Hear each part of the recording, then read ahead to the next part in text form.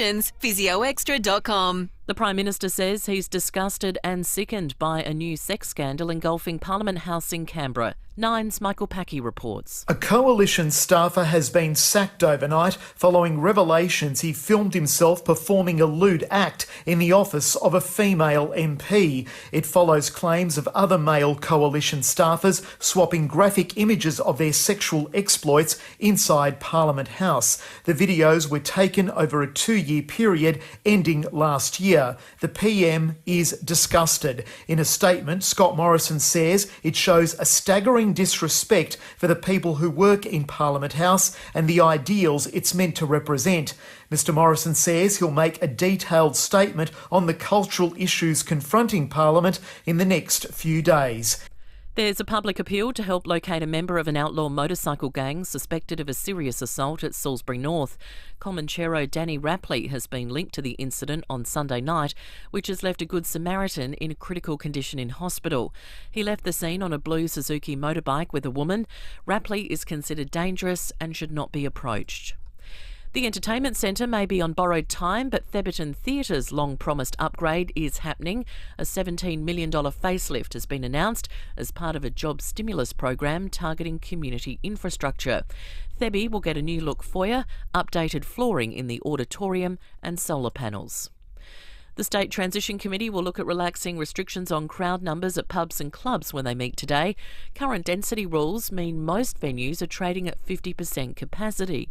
The Duke of Brunswick, Simone Douglas. We'd like an immediate relaxation of the density restrictions to allow venues to trade at 75% of their capacity, and then we'd like a roadmap to get back to 100% as soon as humanly possible. The World Health Organisation has warned people against assuming a coronavirus vaccination alone is enough to end the global pandemic. The head of the WHO's emergency team, Mike Ryan, says immunisations are not foolproof. The reality is that the disease is on the march again in countries in which we've got opening up, natural fatigue, low vaccination coverage, poor surveillance and control measures in place. Vaccines are a huge addition to controlling and containing COVID, but they are not the only solution. And I'm afraid we are investing way too much in this as the only solution to fix our problems. The Australian Defence Force is joining the flood rescue and relief effort in New South Wales. The state has officially requested 2 search and rescue choppers, which will operate out of the south coast where heavy rain is forecast. Emergency Management Minister David Littleproud says more requests could be made if the situation worsens. Whether that be in the operational aspect or particularly in the recovery. That's what Resilience New South Wales is working through now with our liaison officer from Emergency Management Australia and the Australian Defence Force in their crisis centre. Now to FIVEaa Sport. Save up to $800 on selected Miele cooking appliances at Adelaide Appliance Gallery, home of Mr Dishwasher. It's good morning to Tom Wren. And a very good morning to you as well, Mel. Let's start with footy. Adelaide captain Rory Sloane does not believe there was any malice in Patrick Dangerfield's bump on Jake Kelly. That was in Saturday's game against the Cats. The Crows defender was concussed and had his nose broken, and the former Crow will face the tribunal tonight, looking at a potential 3-week ban. Sloane has told Sports Day it was nothing more than an incidental head clash. That's a completely accidental. Unfortunately for Jake, Paddy's got quite a stiff head. He ran into a guy with a rock-hard melon, and I've run into that bloke a couple of times in danger, and you certainly do come off second best normally. Let's go to Port Adelaide, and Riley Bonner and Lockie Jones will miss their first home game of the season with respective hamstring injuries. Bonner could be facing a month on the sidelines after hurting it against North Melbourne, while Jones is set to miss 2 to 3 weeks. Meantime, Gold Coast defender Brandon Ellis has escaped with a fine for a high hit on Oscar Allen in Sunday's loss to the Eagles. The Adelaide 36ers form slide has continued after going down 92 to 82 against the Perth Wildcats last night. The Sixers battled hard but couldn't stay with the red-hot Wildcats, who cemented top spot. One game in the A-League last night with Melbourne City beating the table-topping Central Coast Mariners 2-0. Play still on, and that is a goal. That is the second. Nathaniel Atkinson followed it up, and he sized it up brilliantly. The win lifts City into 4th place on the A-League ladder. And that's the 5AA Sport. Now the 5AA forecast. Audi Solitaire, Metro Dealer of the Year. Visit audisolitaire.com.au. Sunny and 25 today, a possible shower developing tomorrow 24, Thursday partly cloudy and 21. Right now it's 14 degrees. More news as it happens on 5AA. Get up to $100 instant cash back on top tyre brands at Bob Jane T-Marts. You're listening to 5AA Breakfast. David Penberthy and Will Goodings. 6:05. Good morning to you. Welcome to Tuesday on 5AA Breakfast. We have a massive program for you on the way. State Labor leader Peter Malinauskas will join us before 7 o'clock this morning. We'll get his critiques of the state government's new arena proposal, but also we'll get him to flesh out his big policy announcement this morning regarding the construction of a new state-owned hydrogen power plant. So that'll be on before 7. Then after 7, we'll take you inside the courtroom as yesterday Pavel Klazovsky pled guilty to murdering Lucas and Chelsea, his son and girlfriend, who at a property near Millicent in August 2020. Big story at the time, big story yesterday in court. We'll take you there. The New South Wales flood situation reaches what we hope is the last day of new rain, but a very important day today. The forecasts are unbelievable on this front for both Sydney and Brisbane and all in between. There's a hell of a lot of rain still on the way. They're not out of the woods yet. We'll get the latest after 7 o'clock. There's some nice stories that have come out of it, though, including a wedding that was able to go ahead. We'll speak with a very happy bride about a Good Samaritan that came to the rescue in that case. But also we'll talk about a really troubling local story on the show today regarding a couple of deaths that the Ambulance Association say were preventable on the weekend if they had appropriate resourcing. They say people would be still alive today if on the weekend they had appropriate resourcing. We'll speak with one of the Ambos who was attending one of the incidents. David Penberthy, good morning to you. Good morning, Will. Good morning, listeners. Remarkable footage from the eastern seaboard, and the prediction is that the next few hours are going to be crucial because the rainfall forecasts are off the charts across New South Wales. Rivers have already burst their banks. There's levees that are holding the water back in some cities, such as Kempsey. Huge fears that it's almost reminds me a bit of the Katrina situation, where the thing that mattered wasn't so much the water, but the engineering. Yeah, you know, and with a lot of these things, because it wasn't the hurricane that was the problem in Katrina; it was the fact that the levees burst 4 days later. So far below water level, weren't they? Yeah, that's right. The suburbs. Well, that's right. Some of the development issues that arise from this as well are significant. So hopefully, I mean, the good news is no one died, which strikes me as remarkable looking at some of the photographs. Oh. You see people sort of almost up to their neck with one bag of possessions above their head. How do you do that? 50 to 90 mils expected today in Sydney. 50 to 90 mils. Tomorrow, nothing. Tomorrow's 29 and no rain. Well, I was looking at the rain radar on the BOM app yesterday, and most of the New South Wales East Coast was yellow to red. Yeah. You know, the colour coding they use for the rain, it was yellow to red.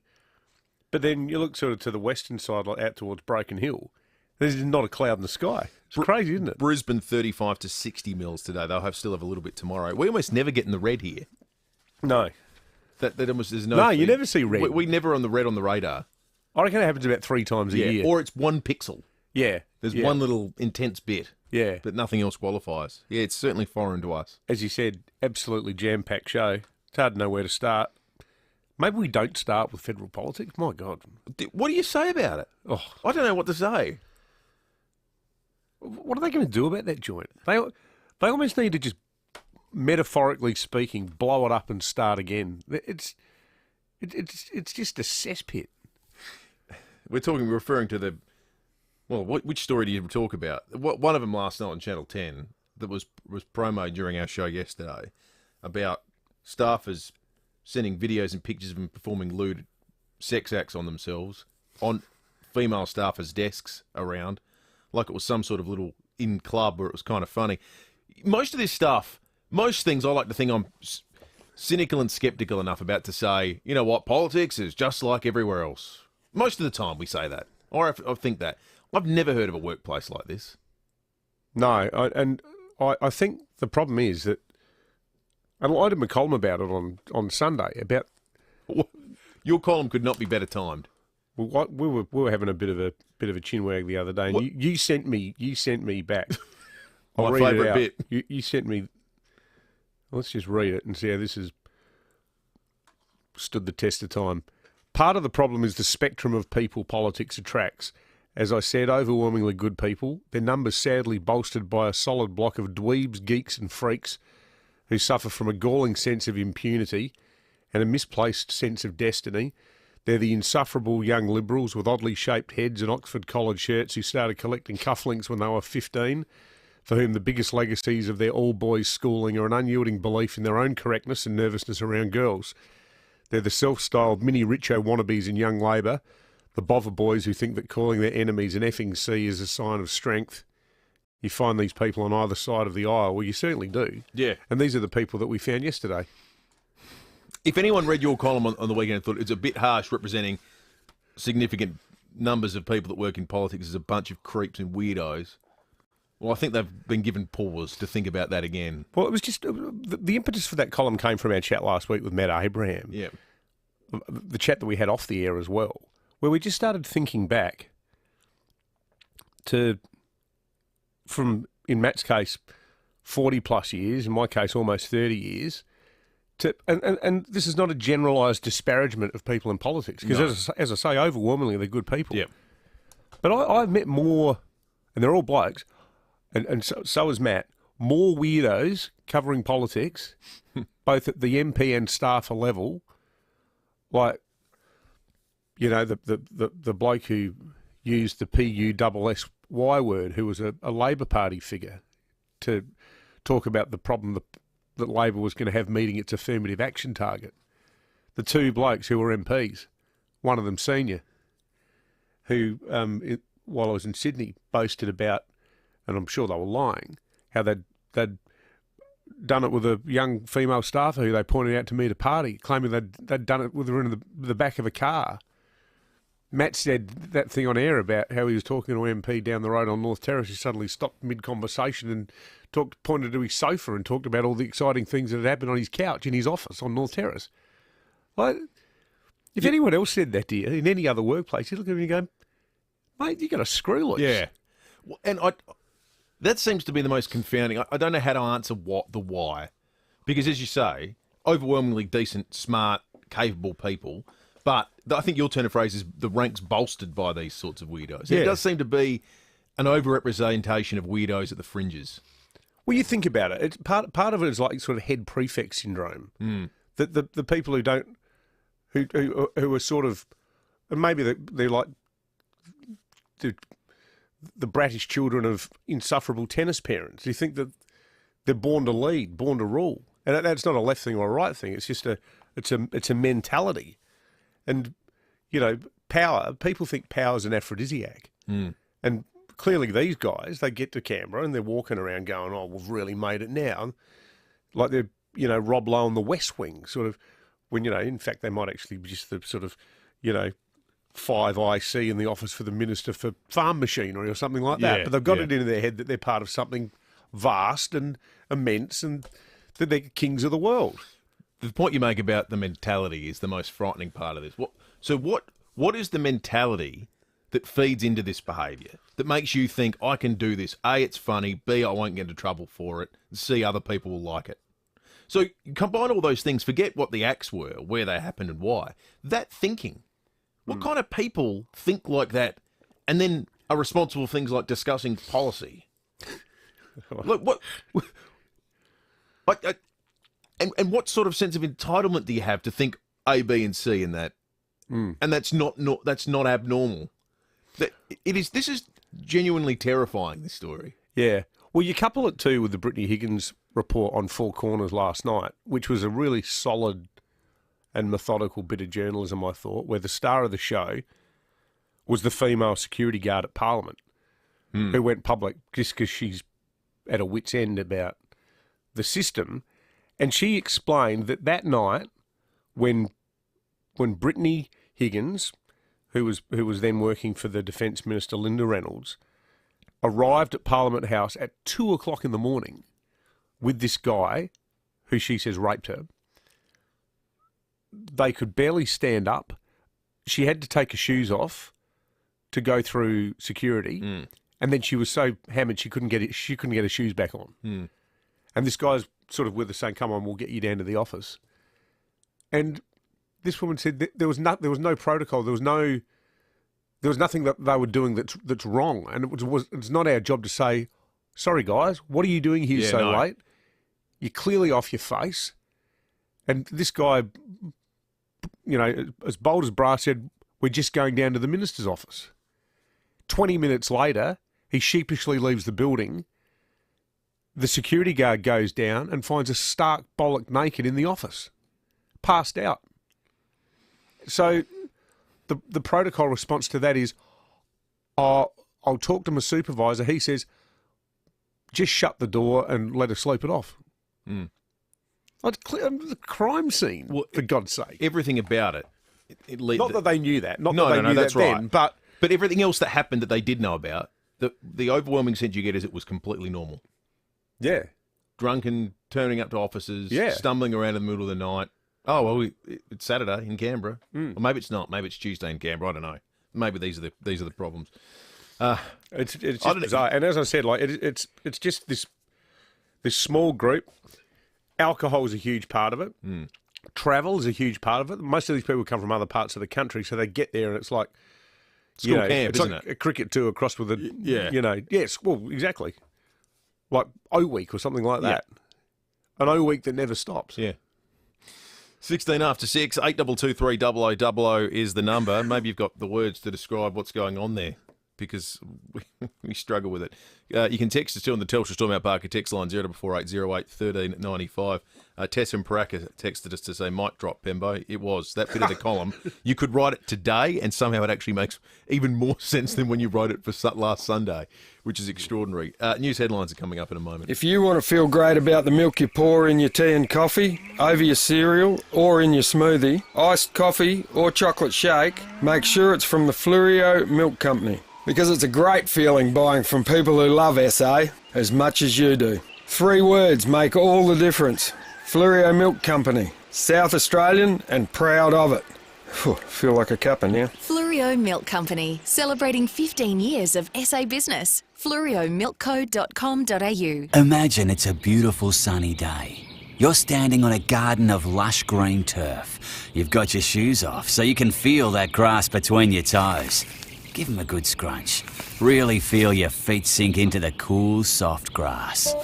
That feeling is yours every day when you lay lawn in your garden from the Turf Farm. The Turf Farm plant it, nurture it, harvest it, deliver it, and importantly, they guarantee it. Trust the Turf Farm. Go to theturffarm.com.au. You might think having thousands of pals is excessive, but that's not what the team at Parafield Airport Liquor Store think, because that's how many they have.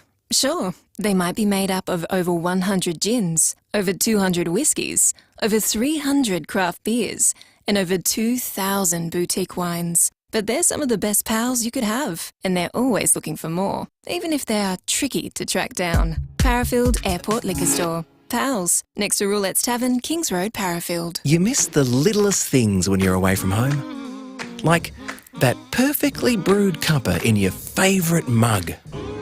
At Bupa, we want you to be as comfortable as possible. And because life happens, we'll support your health and well-being by offering rehab and chemo in the comfort of your own home. To learn more, search Bupa.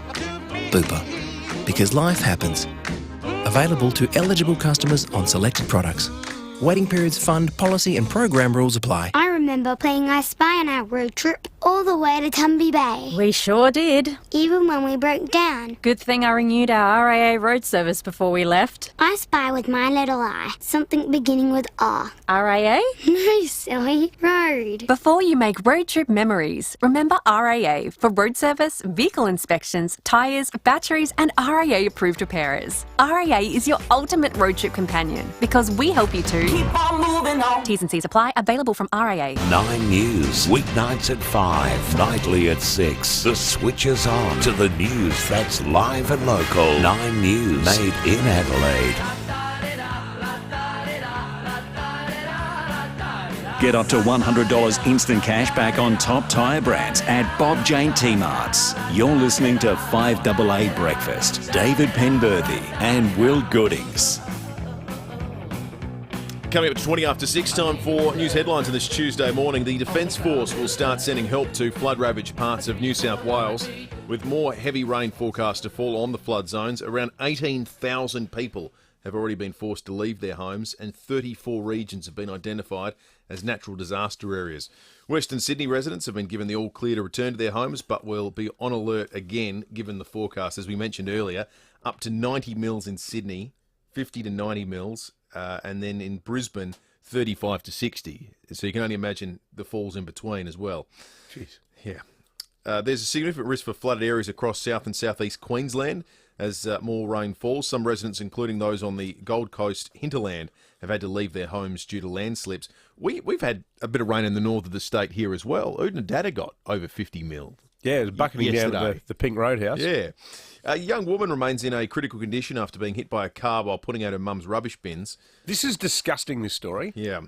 Now, we need to find this out, and we're going to talk to SAPOL about it. It might take us a while. What percentage of serious crashes and fatalities and serious injury crashes on our roads are caused by people driving while disqualified? Feels like a lot. Sian Kennedy, this 29-year-old woman, beautiful picture of her in the paper today, pops in to see her mum at Shido Park. I know Shido Park like the back of my hand. Kate's mum, Ros, lives there. You go there all the time. And, you know, this is absolute Aussie suburbia. To help her mum out, she takes the bin out.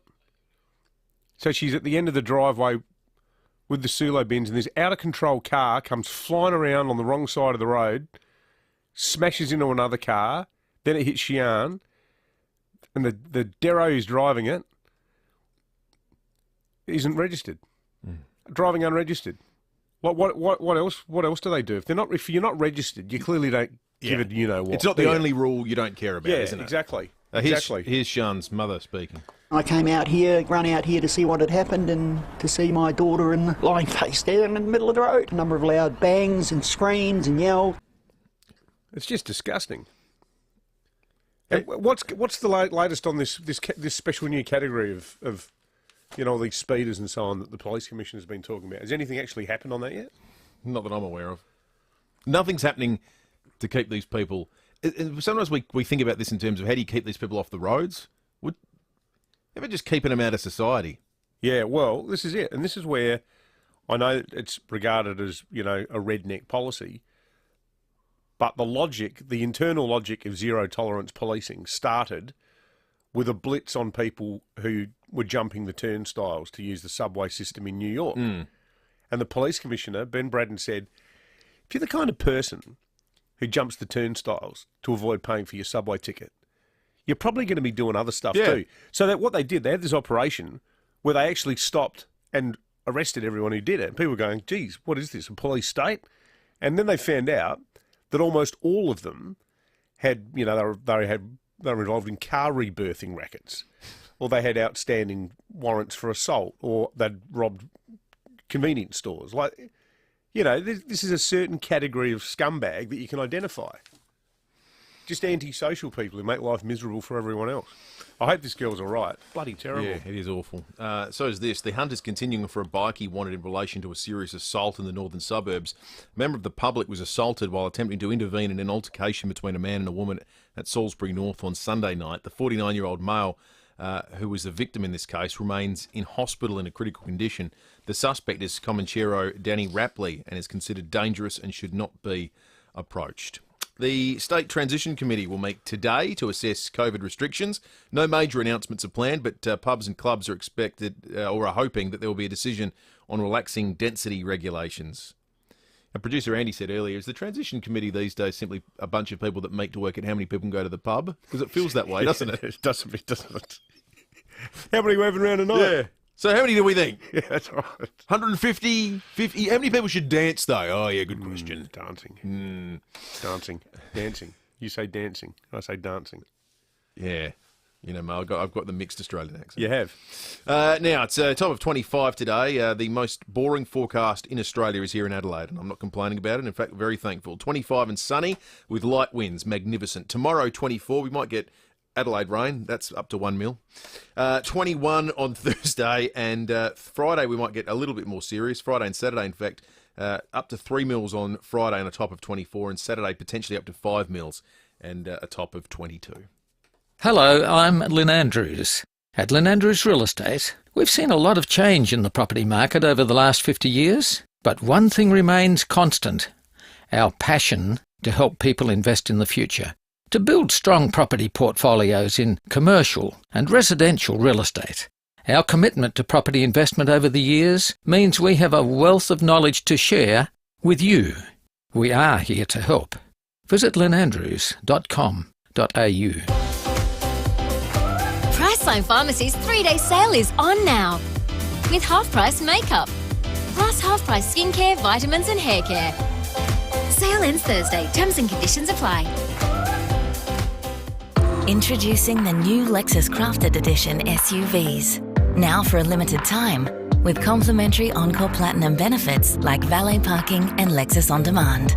Visit your Lexus dealer on now. T's and C's apply. Hi, my name is Melanie. I'm a registered nurse. Australia's COVID-19 vaccination program is underway with FIVEaa, including those most at risk in our community: healthcare workers, quarantine, aged care and disability workers, and the people they look after in care accommodation. To ensure the best protection, they must be given 2 doses. To find out when it's your turn, go to australia.gov.au.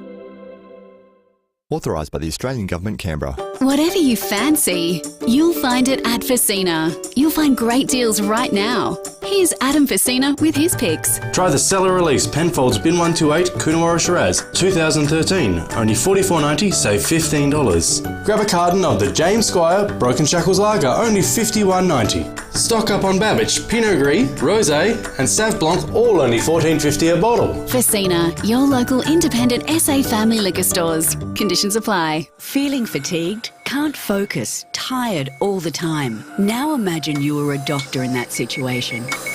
Half of junior doctors in SA's public hospitals report their workload is heavy or very heavy. A third report they never or only sometimes get paid for unrostered overtime. Meanwhile, a lack of medical staff contributes to ramping and waiting lists.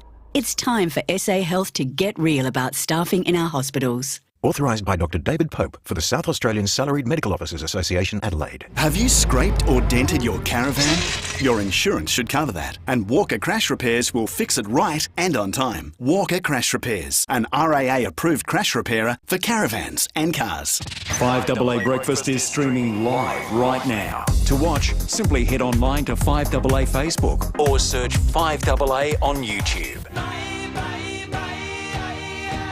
Get up to $100 instant cash back on top tyre brands at Bob Jane T-Marts. You're listening to 5AA Breakfast. David Penberthy and Will Goodings. 28 minutes after 6. If you're watching along on the 5AA Facebook or YouTube live streams, you'll know Tom Rand has just wandered into the 5AA Breakfast studio. Set up to $800 on selected Miele cooking appliances. Adelaide Appliance Gallery, the home of Mr. Dishwasher. Morning, Rennie. Morning, Will. Morning, David. I want to get your thoughts shortly on what is going to happen or what you think should happen tonight with the tribunal hearing. I'm going into my oracle-type state, Tom. Well, I'll tell you what. Why don't we just cut to middleman and ask David? Yeah, exactly. He knows. He knows already. In fact, I'm going to get him to write down the lotto numbers for me for next week. But let's have a listen first off to the Crows captain, Rory Sloane. Oh, it was incredibly unlucky. I mean, it's a head clash. Yeah, that's a completely accidental. It's something it's just part of footy, really, isn't it? I mean, I'll certainly feel for Paddy forwards is that it's completely incidental. He doesn't mean to headbutt Jake in the head. Okay, so perhaps a player looking after an ex-teammate. I'll get your thoughts on if you're happy to hear that as a fan shortly. But this was Port Adelaide coach Ken Hinkley last night on Fox Footy. In my view of what Paddy did, his intent was to disrupt the ball. He wasn't to cause injury and harm to the player, but we understand that what the consequences will be probably off the back of the damage that's done to the player. So I think there's it'll play out, but I think there'll be consideration to what was the intent, and I think that's okay, but the injury is the biggest and most important factor in the whole thing. So he's basically saying there's a duty of care on the player that's laying the bump, that if you cause injury, you're going to be suspended. And he went on to say that basically now you have to tell your players tackle, otherwise you take, things a big risk. You're taking a big risk if you decide to bump. I think you can put Slaney's comments down as footballer to footballer solidarity, can't you? And the fact that they played together for so many years and are mates. What about Slaney in the prelim when he cleaned him up? That was pretty exciting. That was great. Totally legal. Yeah. There was no question marks about that. No. Where does it land tonight? I think probably 2 weeks. I reckon 3. I just got this. I got this funny feeling it'll be. And I don't know how the points add up and all that works. But okay, what are the chances of nothing? 0. Are they? I think slim, and I think there's been so much. Even that it's Paddy. Yeah, and this is the problem. I the think AFL's poster child. Imagine if he gets nothing. Yeah, well. Either way, there's going to be upset people, aren't there? You know, David King's been really strong over in Melbourne. He thinks he should get minimum 4. I hate the enthusiasm with which the AFL likes to deprive paying customers of seeing stars and seeing players play. They rub out as opposed to fine. I've spoken about that in the past, and I've also said I hate the idea that intent doesn't matter in these things. But if they're being consistent with the things that I don't like, it has to be 3 to 4 weeks. Because the rule is you elect to bump, you wear everything that comes after that, whether you meant it to happen or not. And I don't like that, but that's what the rule has been to this point in time. For everyone, I would dispute that he didn't actually have any other options. It looked almost like he squared him up. Oh, it seemed like he was frustrated because he'd just been caught. Yeah, Hamill just caught him. He'd just been caught. Didn't he? And the idea that I was all about me protecting myself. You really? Is that really what happened? Yeah.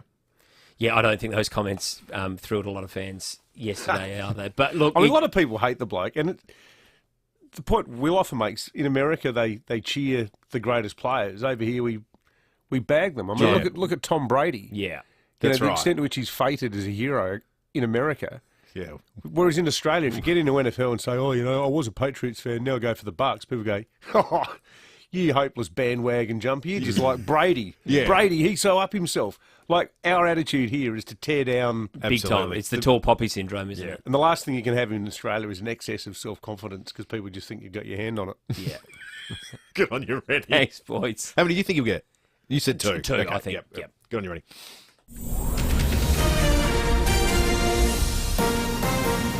This is Adelaide's 5AA. Sunny and 25 today with the 6:30 news. I'm Mel Usher. Physio Extra is a registered NDIS provider, so let them support you in achieving your goals. physioextra.com. A staffer accused of performing sex acts inside Parliament House has been sacked by the federal government. Channel 10 has aired claims coalition staffers recorded themselves engaging in lewd acts, including in the office of a female Liberal MP.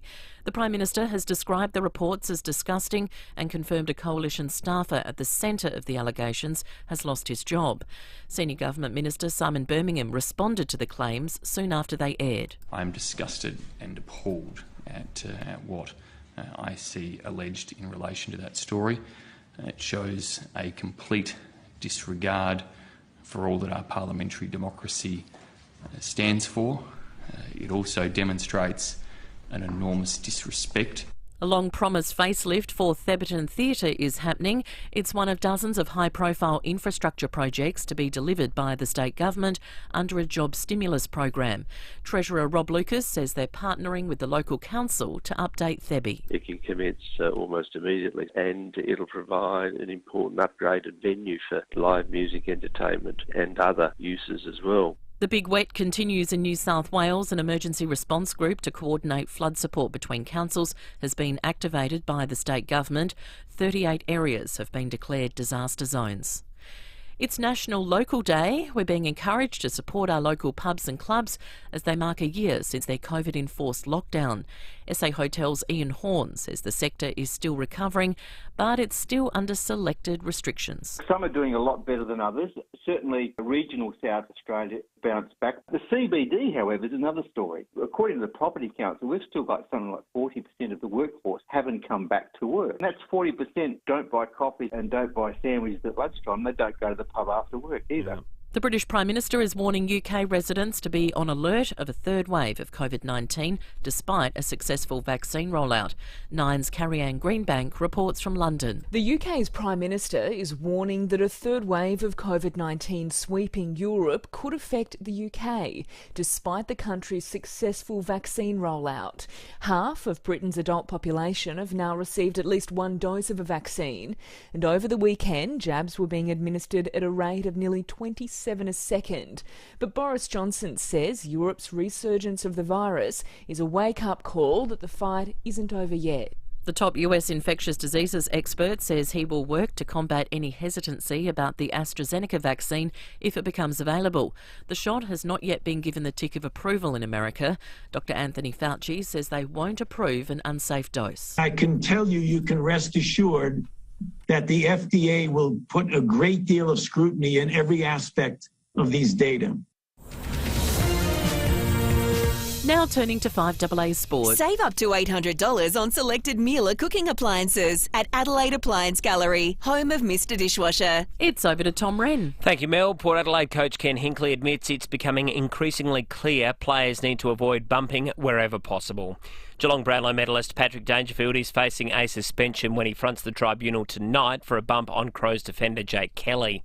Hinkley telling Fox Footy the game has changed, and if you decide to bump, it comes with a big risk. The instruction now is tackle or go at the ball and pick the ball up. And if you go at the ball really hard and the ball's on the ground, that's easy. But if it's in doubt and the oppo's got the ball, I think, yes, tackle is your first option. The Power have some injury concerns with defender Riley Bonner set to miss up to a month with a hamstring injury, while Lockie Jones could also miss a few weeks after suffering a similar injury.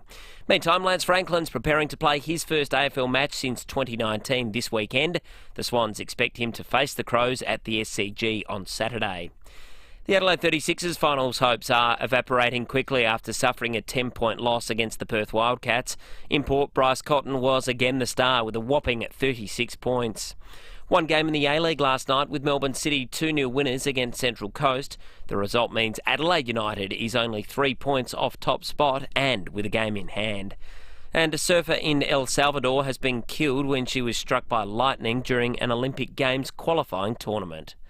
And that's the FIVEaa Sport. Now the FIVEaa forecast. Audi Solitaire, Metro Dealer of the Year. Visit audisolitaire.com.au. Sunny and 25 today, a possible shower developing tomorrow 24, then Thursday partly cloudy down to 21. Right now it's 14 degrees. More news as it happens on FIVEaa. Get up to $100 instant cash back on top tyre brands at Bob Jane T-Marts. You're listening to FIVEaa Breakfast. David Penberthy and Will Goodings. 23 minutes to 7, we're crossing to New South Wales after 7 o'clock for an update on the floods situation there ahead of what's going to be a critical day. Somewhere up to 90 mils of rain expected in Sydney. Tomorrow, 0. So this is the critical time. It's a system that has sent rain right across the country, included to the north of our own state. Hayley from the Pink Roadhouse in Oodnadatta is on the line, and you guys have had a serious downpour up there, Hayley. Good morning, how are you? Yeah, we're well. We're good, thank you, Hayley. How are you going with the rain? You've forgotten what it looks like.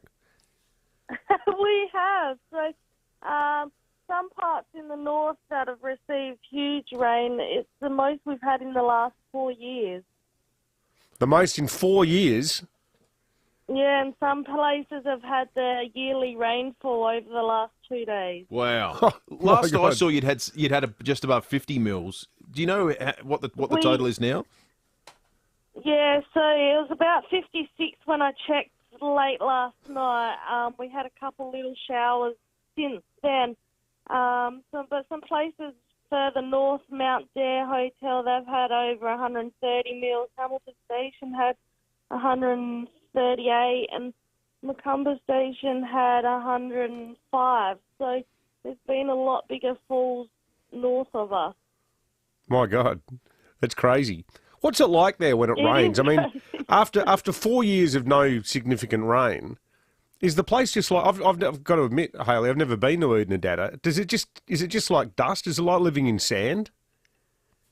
We have a lot of red dirt, but this rain will transform it. It'll be within the next couple of weeks. We'll have green grass everywhere. We'll have the wildflowers will be out. It'll be a total different country within the next 2 weeks. It'll be beautiful. Does it pose a hazard for driving on some of the uncovered tracks? It does. So the roads have closed, and we expect them to be closed for about a week because some of the creeks will run pretty big. So, but it was a nice, slow, soaking rain, so it won't do much damage, and it will grow a lot of feed. So the pastoralists will be very happy. Do you get a lot of migratory birds, Hayley? Ask this question being a bit of a bird tragic. Do all birds turn up when you get these rains? I'm not much of a bird person. No, that's all right. Not really. I'll just Google that in my spare time. Yeah. I'm a bit of a nerd, Hayley, I've got to admit, sorry. How you answered that question, Hayley, would have made a real difference as to whether there would have been a Penberthy family holiday up your way sometime soon. You could have got the whole clan up there if you said it was a big bird watching season. Heaps of birds. All right, we'll see you in a couple of weeks then. Hey, Hayley. For our races in May, we're having our 130th races and Gymkhana in May. So that sounds like fun. The country's going to look beautiful for that now. Oh, that'll be a bit of an evening, I reckon. Now you're People talking. coming from miles around, set up the Oh, swag. it should be fun. Well, we've organised it. This is the third time we've organised it with COVID last year. We tried to have it twice, and so we're having another go on the May the 7th and 8th this year. So hopefully, third time lucky will go ahead. That's excellent. Oh, well, hopefully it all goes ahead as planned, and it sounds like it'll be a stunning backdrop given the rain. Enjoy it. Thank you, Hayley. Really appreciate your time. Hayley from the Pink Roadhouse at Oodnadatta, 12 hours north of Adelaide, if you are thinking of making the road trip with the kids. Just doing a few searches. It's like driving from London to Calais. What, across the channel? Yeah, including the channel. The time it takes you to drive from Adelaide to Oodnadatta, you get from London to the south of France. Yeah. 1,044 kilometres. What about that? Staggering. Hayley mentioned last year they couldn't host the Gymkhana because of COVID. Well, it's interesting. She says that on this day. It's the 23rd of March. Last year was a Monday, not a Tuesday. And we came in on that Monday morning to do the show almost entirely about this press conference. For gatherings in the following facilities to be closed as of midday tomorrow. Registered and licensed clubs. Licensed premises in hotels and pubs. Entertainment venues and cinemas, casinos and nightclubs. Cafes will be restricted to takeaway only. Indoor sporting venues. Places of worship. As I have stressed, and the Chief Medical Officer has stressed, and others have also, that once you start putting these sorts of arrangements in place, we should have the expectation that they will remain in place for at least 6 months. It still makes awful listening. That was a year ago yesterday, effectively. Can you remember where you were watching that presser? I was just at home, I think. Yeah, we're all just at home. Sitting around with the older kids. Yeah. Geez, a lot's happened in a year, hasn't it? Oh, yeah. That was our lives for such a long period of time. And I can remember that night ringing Mum and Dad straight away, right, I'll do the shopping. Yep. You're not going anywhere? Yeah. Oh, we'll be right. We're just going to go to the market. No, you're not going anywhere. Okay? N-O. No, you are not leaving the house until this is all over. A lot of conversations like that around the country. Oh, absolutely. And here we are. Phase yesterday, basically on the year mark of the shutdown in Australia, we started the rollout for over 70-year-olds getting the vaccine. Yeah. And I'll tell you where we are too. When Hayley just said about COVID in Oodnadatta, I just went, oh, spare me. COVID in Oodnadatta. Yeah. COVID couldn't last in Oodnadatta, couldn't it? I mean, you got to be a bit tougher than a virus to exist out in Oodnadatta. Yeah, that's right, exactly. All right, let's check traffic thanks to Dave Potter, Australia's #1 Honda dealer, second year running, davepotterhonda.com.au. Traffic running well this morning until you get to Kent Town where there's a closure. Fullerton Road from McGill Road to the Parade, which is closed for roadworks. North Adelaide, O'Connell Street is smashed as well, and Plimpton Park, Crossroad, Wattle Terrace, there's roadworks. With Xero, it's easier to reconcile your transactions. It's online accounting for small business that makes bank rec so fun. It's addictive. Try Xero for free. Search XERO. Adelaide's most accurate traffic on 5AA.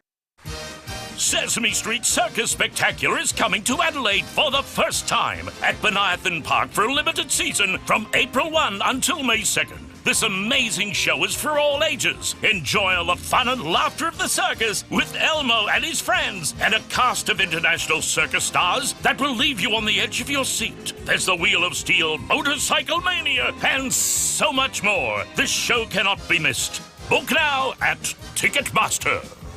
Adelaide Tools' massive new Parafield Superstore opens soon with the latest in trade quality brands and an experienced team that really know their stuff. You've just got to see it for yourself. The new Adelaide Tools Superstore, corner of Main North Road and Kesters Road, Parafield. Finally, we can crank it back up. Getting there. Almost there. And we're back. Back to the Lion. Get back to cold beers with your mates. Get back to live music by stunning acoustic artists. Get back to a menu filled with all the classics. Get back to normality. Get back to where you belong. The Lion, North Adelaide. As a small to medium business owner, you need a vehicle fleet that is fit for purpose. The new Nissan Navara is the ultimate workhorse, built tough to handle the harshest conditions. Packed with the latest intelligent safety and driving assistance tech, the new Nissan Navara is the ideal addition to your fleet. Let your local Nissan fleet dealer tailor a vehicle solution that's right for you and your business needs. Visit your local Nissan dealer or search Nissan Fleet today. So, you've got a will. But, is your estate plan in place? What if you lose capacity to manage your financial affairs or to make medical or health decisions? What happens then? Who gets your superannuation? Who controls the family trust? From the simplest to the most complex wills and estate plans, Donlan Lawyers can answer your questions and help carry out your wishes. Wills and estate planning? Visit donlanlawyers.com. That's donlanlawyers.com. As I look deep into my crystal ball, I see your future.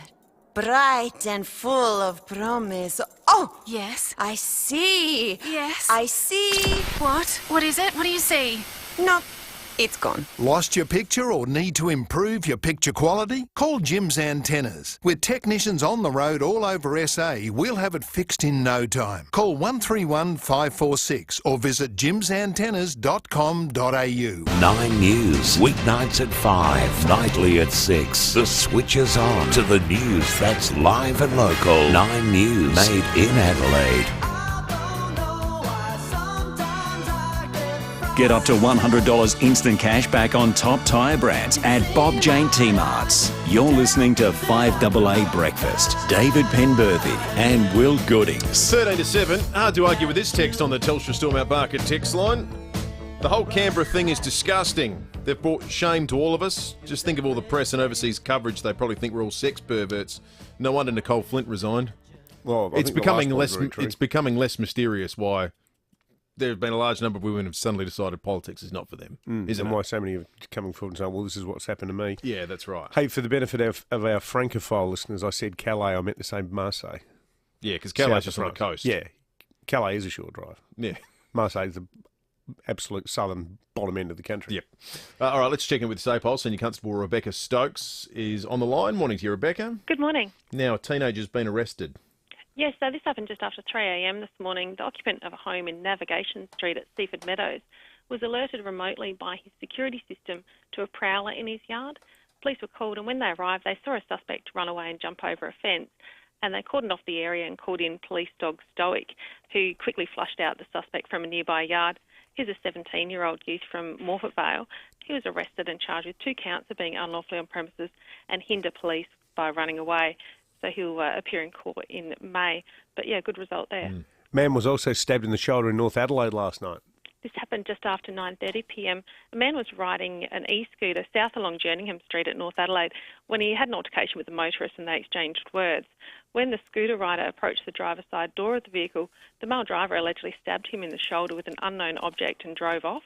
The victim's a 20-year-old man. He was taken to the Royal Adelaide Hospital. He has a minor laceration to the shoulder. We're keen to speak with any witnesses to this incident and ask the driver also to come forward and contact police. And also, Rebecca got some news on some injuries at a crash at Malala. Yes, a young driver is lucky to be alive after rolling his car out near Malala last night. Happened just after 10:30pm. His Holden Commodore sedan was travelling south-east on Colomba Road at Colomba. It left the road surface and rolled several times. Ambulance crews attended the scene and treated the 19-year-old driver from the Adelaide Plains. He was airlifted to the Royal Adelaide Hospital with serious head and chest injuries, and local police from Two Wells and Malala are investigating the circumstances surrounding that crash. Good stuff, Rebecca. Thank you for that. Thank you. All right, let's switch over to the Bureau. Mark Analax, the senior forecaster, on duty this morning. It feels weird talking about rain here in South Australia. Well, certainly in Adelaide, Mark. We know we're getting a bit in the north of the state, but in the context of what's happening elsewhere, it's almost embarrassing talking about the couple of mils we've suddenly added to the forecast. You're quite right. Yeah, we talk about showers. You know, go, they ain't showers. That's right. That's not a knife. Yeah, exactly. But today, a sunny day, 25 degrees, a little bit cooler than yesterday. We're now in a southerly airstream, so 25 forecast. A cooler day again tomorrow, 24 degrees, and that's when we're likely to see a possible shower with the tail end of a cold front just sweeping past the south of our state. So 24 and a possible shower tomorrow.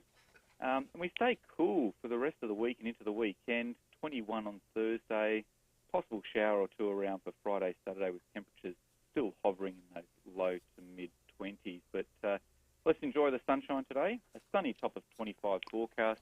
Currently, it's on 14.8 degrees. Thank you for that, Mark. It's 10 to 7. In a moment, we'll be joined by State Labor leader Peter Malinauskas to talk about the state government's new arena proposal and his own party's major policy announcement this morning regarding a new hydrogen power plant in South Australia. Why choose Bupa?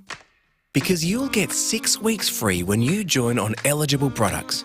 6 weeks free. That's 42 days free health insurance. Or 1,008 hours free. Or 60,400 well, you know, you get the point. Plus, we'll waive the 2 and 6 month waiting periods on most extras. Search Bupa 6 weeks free to find out more. Bupa, because life happens. T's and C's apply. At Mawson Lakes Volkswagen, we believe that what you want is pretty straightforward. A service department that offers factory-trained mechanics, next-day servicing, complimentary pickup and delivery, wash and vacuum is standard, brake, wheel alignment and shock absorber testing included, complimentary loan cars, breakfast or lunch is on us, and access Wi-Fi while you're waiting. Go online to book your service today and experience the difference. Mawson Lakes Volkswagen, just a short drive from the city. Feeling fatigued? Can't focus? Tired all the time? Now imagine you were a doctor in that situation. Half of junior doctors in SA's public hospitals report their workload is heavy or very heavy. A third report they never or only sometimes get paid for unrostered overtime. Meanwhile, a lack of medical staff contributes to ramping and waiting lists. It's time for SA Health to get real about staffing in our hospitals. Authorised by Dr David Pope for the South Australian Salaried Medical Officers Association, Adelaide. This Easter and across the school holidays, hop aboard Steam Range's famous cockle train with 3 trips daily between Goolwa and Victor Harbour and added services Easter, Saturday and Sunday.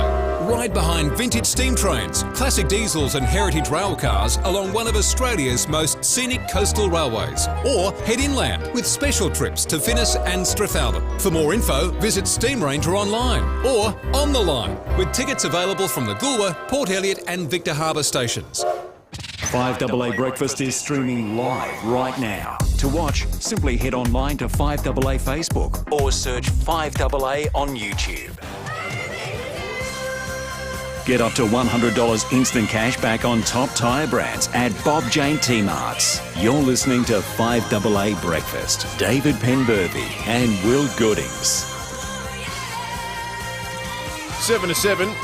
State Labor leader Peter Malinauskas joins us on the line. Leader, good morning to you. Good morning, Will. Good morning, Dave. All right, we want to start with your announcement this morning regarding the hydrogen power plant that would be state-owned and would it be state-operated in South Australia?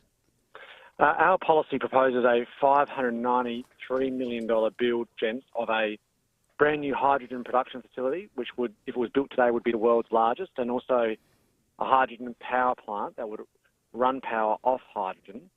Yes, we propose that it be owned by a government-owned enterprise that will be run or managed by an independent board in the same way SA Water is. It would be a people's-owned utility and its mandate would be one very simple thing, gentlemen, and that is to produce clean, green hydrogen power with the explicit purpose of creating new industry and jobs in our state, which I think we're all conscious of is desperately needed at a time we've got the highest unemployment rate in the country.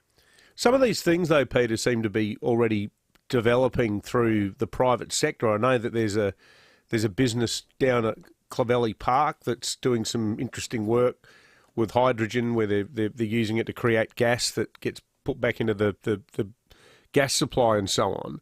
And they're looking to expand that. Why does government necessarily have to do this? Why can't more be done to encourage the private sector to keep doing it? And could government even get in the way of the private sector? No, not at all, Dave. And it's an important question.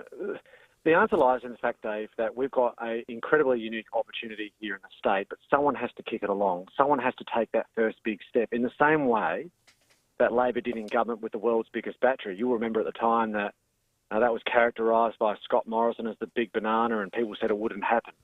12 months later, the world's biggest battery was built, and of course it's delivering a better outcome for South Australian customers and industry as a result. And what we see around the world is a lot of governments, Commonwealth governments, state governments, making very substantial investments in the race on hydrogen. Hydrogen, according to a lot of leading experts, not least of which in an Australian context, the former federal chief scientist acknowledges that hydrogen is the future. This is the way that we can take renewable energy, which we've got an abundance of here in South Australia, and export it to the world. I mean, let me give you an example, fellas. Because we've got so much wind and solar, 2 Sundays ago, the Marshall Liberal government turned off thousands of South Australians' rooftop solar panels. They literally just switched them off because we had too much power. So what our policy will do is use that excess renewable energy that we've got available, in fact there'll be more to come, use that and turn it into hydrogen. We can then store that hydrogen and then use it to generate electricity. And that has a very substantial impact on reducing power prices, but also sets us up for the ability to export that clean hydrogen overseas in a future industry. We know there are massive markets in places like South Korea and Japan. We know there's a push on for green steel. At the heart of all those things is the hydrogen technology. And we can either be a world follower and continue to see our jobs go overseas and interstate, or we can be a world leader in this space and bring these jobs to South Australia.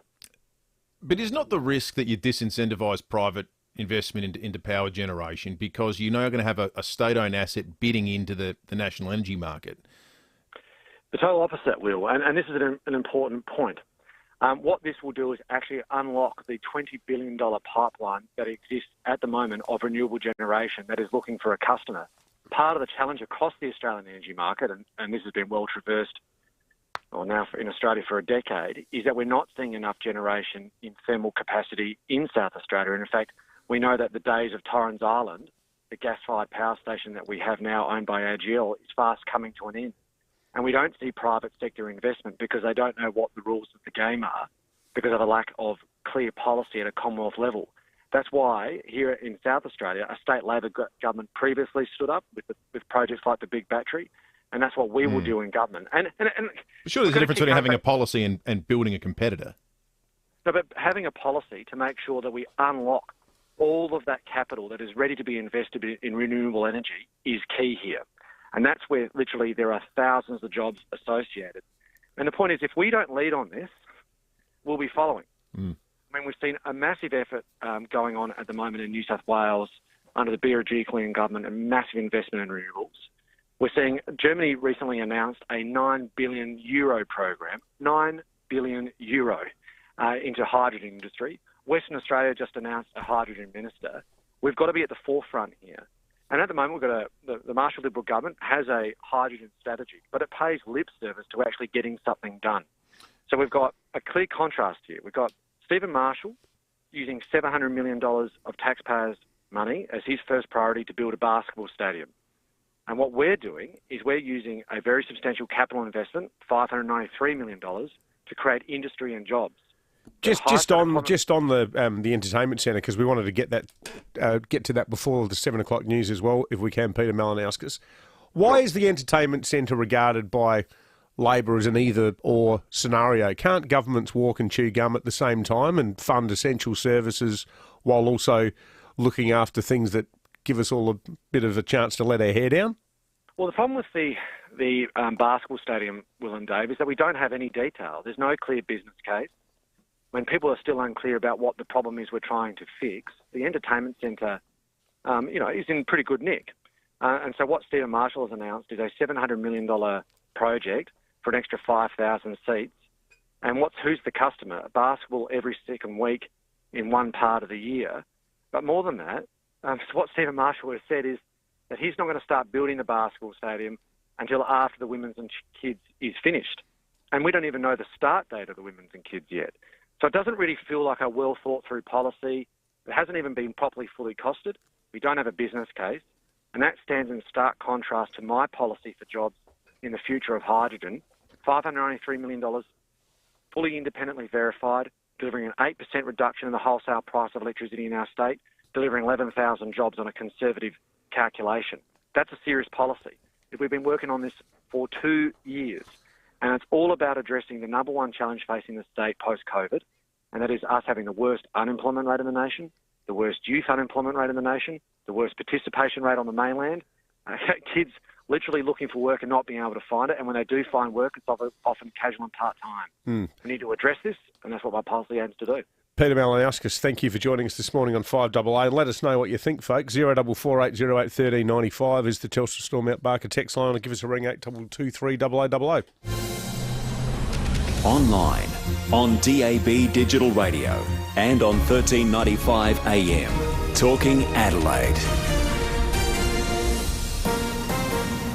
This is Adelaide's 5AA. Sunny and 25 today with the 7 o'clock news. I'm Mel Usher. Woken with a stiff neck or sore back? Get a Physio Extra appointment today. 6 locations, physioextra.com. The Prime Minister says he will address workplace issues at Parliament House in the coming days as his government faces another sex scandal. Nine's Michael Packey reports. Details have emerged of male coalition staffers having sex in Parliament House and then sharing video and images on private social media groups. The material was posted over a 2-year period ending last year.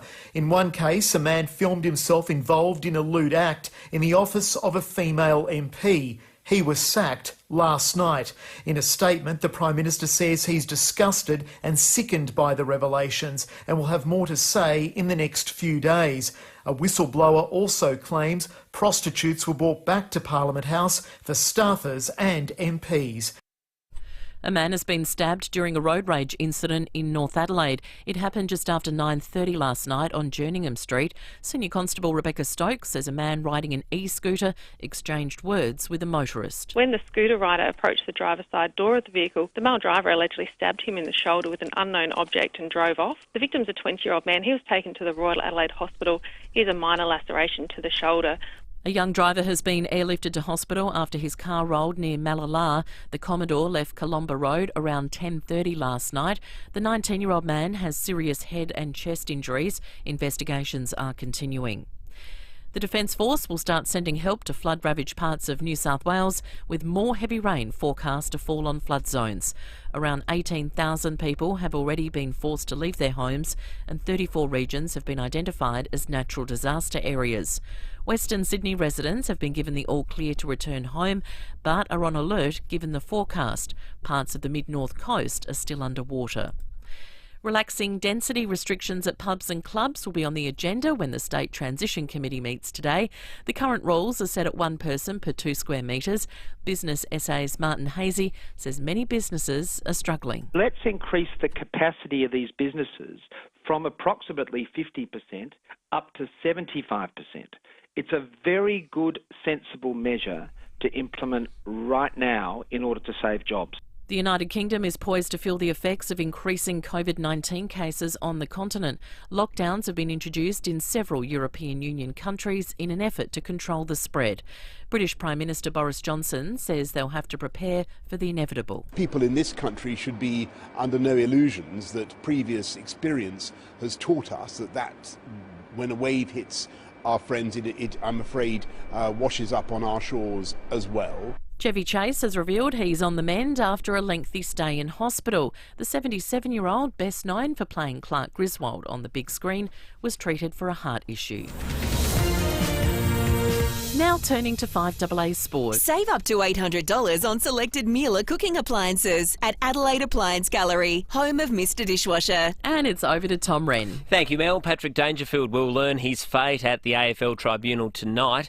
The Geelong Brownlow medalist will argue he was defending himself when he's bumped floored Crow Jake Kelly, the defender suffering concussion and a broken nose. Dangerfield facing a 3-week ban for the act deemed careless with severe force. Still on football, and Adelaide is looking to shift its focus on Saturday's match against Sydney at the SCG.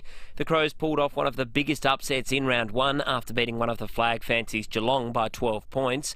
Jimmy Rowe telling his dad on the sports show it was a great win, but they need to move on. It's been a pretty crazy 48 hours, obviously. No one really gave us a chance on the weekend, but to get the win was very special, and it was an exciting day for you and an exciting day for me. So, but I guess this footy, you got to move on pretty quickly. So we've reviewed the game today and we're looking forward to Sydney this week.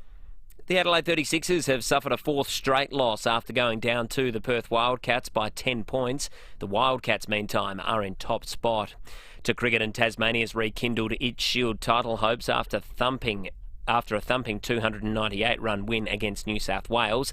South Australia remains on the bottom of the table. And Melbourne City has reaffirmed its A-League title hopes following a 2-0 win against Central Coast. The result lifts City into 4th place, just 1 point behind Adelaide United. And that's the 5AA Sport. Now checking 5AA traffic. Dave Potter's Mad March demo clearance is on now, with huge savings and factory bonuses across the range. Road closures due to roadworks around Fullerton Road from McGill Road to the Parade Citybound, O'Connell Street in North Adelaide, Anglevale Road, Heaslip Road, Anglevale and Marion Road, Wood Street, South Plimpton. Don't wish for it, work out for it with Zap Fitness. Join by March 28 for a $0 startup fee plus 2 weeks free on selected memberships. Visit zapfitness.com.au, Adelaide's most accurate traffic on 5AA. Now the 5AA forecast. Audi Solitaire, Metro Dealer of the Year. Visit audisolitaire.com.au. 25 and sunny today, a possible shower developing tomorrow 24, Thursday partly cloudy 21. Right now it's 15 degrees. More news as it happens on 5AA. In the last hour on Adelaide's 5AA. Maybe we don't start with federal politics. My God. What do you say about it? Oh, I don't know what to say. What are they going to do about that joint? They almost need to just, metaphorically speaking, blow it up and start again. It's just a cesspit. I've never heard of a workplace like this. Part of the problem is the spectrum of people politics attracts. As I said, overwhelmingly good people, their numbers sadly bolstered by a solid block of dweebs, geeks and freaks who suffer from a galling sense of impunity and a misplaced sense of destiny.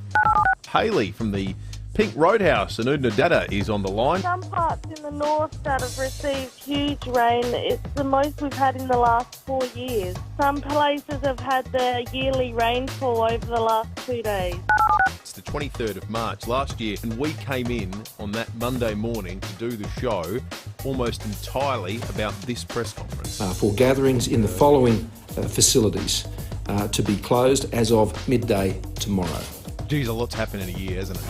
You're listening to 5AA Breakfast. David Penberthy and Will Goodings. 7 after 7 and a year has gone by, and here we are again, thankfully, on a Tuesday morning having to have a debate about a good old-fashioned policy contest in state politics. The hydrogen plant, thermal generation up against the new entertainment centre, for want of a better name, in the city. That's the state government's proposal, the hydrogen plant Labor's proposal.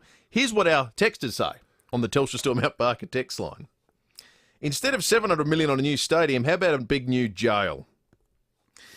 Here's another one. Eric says, maybe the new money being spent on a stadium would be better spent on a new prison. The reason they can't lock up anybody for serious road offences may be due to ramping. Andrew says they need to take away the cars for longer than 28 days. Car confiscation should match the time of the licence disqualification. The biggest talking point in the news cycle in the last 24 hours has not been about policy. It's not been about stadiums, and it hasn't been about thermal generation. It has been about what's been happening in Shido Park, where a woman visited a mum, went to put the bins out, and was bowled over by an idiot in an unregistered car. It's been about the seemingly unending series of unlicensed, unregistered, unwilling to participate in society group that that routinely we talk about on the program. They're the things that people are talking about. The key word there too, Will, is routinely, because it just feels like we're on an endless loop talking about these people, and that still nothing in a material sense has been done about it. And fascinating that unprompted, people would just instinctively turn around and say, "Why we're going to spend public money on something? How about a jail to lock these people up?" Yeah. The only problem with that is that it sort of presumes that the legal will or legal capacity exists to put them in there straight away. Which it doesn't. There's not an enthusiasm to do that at this point in time. That is the bigger issue. Quite a few texts as well about the goings-on in Canberra. To summarise, all the texts on the Telstra Mount Barker text line are along the lines of, crikey, I work in mining, and if anything even remotely like this happened in my workplace, you'd be shown the door in record time. It really is the place IC Health and Safety forgot, isn't it? Federal Parliament. Unbelievable. If all workplaces were like Parliament House, I'd take back every nasty thing I'd ever said about HR. Yeah, for sure. It's like the Wolf of Wall Street. It really is. Yeah. Absolutely is. Yesterday was a significant day in the South Australian courts. Pavel Klazovsky pleaded guilty to murdering his son Lukasz and his girlfriend Chelsea. They were described in court as two innocent and loving angels. It happened at a property near Millicent in August last year. It was a big story then. It's going to be a big story as more and more evidence comes to hand. Deanna Williams covered it for 7 News and joins us now. Deanna, good morning to you. Good morning, boys. I've got to say, Deanna, I don't know how the parents of Chelsea managed to hold it together yesterday. The statement that they made was just remarkable. It must have been quite humbling being there to hear it. What an amazing family, Will and Dave. It was gut-wrenching listening to this family. They were totally bereft with grief. Both families, both sides, were classy beyond class.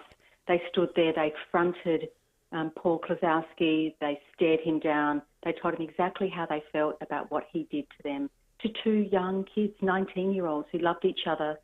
The Island family took on Lukasz as a son of their own. They loved him like they'd had their own son. It was just absolutely the most emotional thing I've ever experienced almost in court. What about him, though? What about the killer? You know, he's saying here, I acted like a monster. The world would be a better place if I'd shot myself instead. I can only say sorry for taking two beautiful lives and destroying the lives of so many others. I love Lukasz, he says of his own son, whom he shot. But then his lawyer says that alcohol played a part in it, as if that's an excuse. He also says that his client had a likely, and I stress the word likely, frontal lobe disorder. I thought if you were a defence lawyer, you had a law degree, not a medical degree. And then he also says he asked that the allowable sentencing discount be taken into account. What's the sentencing discount for this? Well, it's because he fell into that area before the legislation was changed. He is entitled to up to 40%. But of course, the judge is entitled to give him anywhere in between that. She could decide to give him 5%. So yes, he is entitled to that amount. But it was very interesting. Yes, his lawyer did say all of those things, but it was all very little too late for both families. In fact, he also wanted to read a letter of apology. But when that happened, it was amazing. Almost the entire public gallery, which is chock-a-block with family members and friends of the young couple, they just left the courtroom. They got up and they left. They didn't want to hear his apology. And you can't blame them for that. They didn't want to hear him say sorry for the first time after 7 months.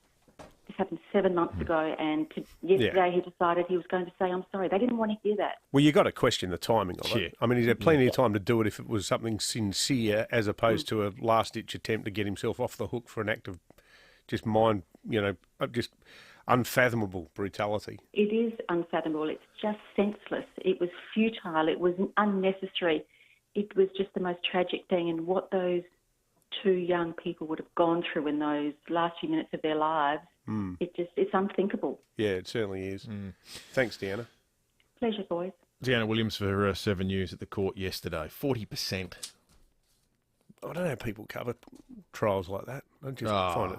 Have you read any of the details? I must admit, mate, I don't. No, I tried. Court things it's not my area of interest for that reason. Yeah. No, I just happened to see some of it in this case. Yeah, I read the story. It was enough that I didn't want to read anymore. God. Yeah.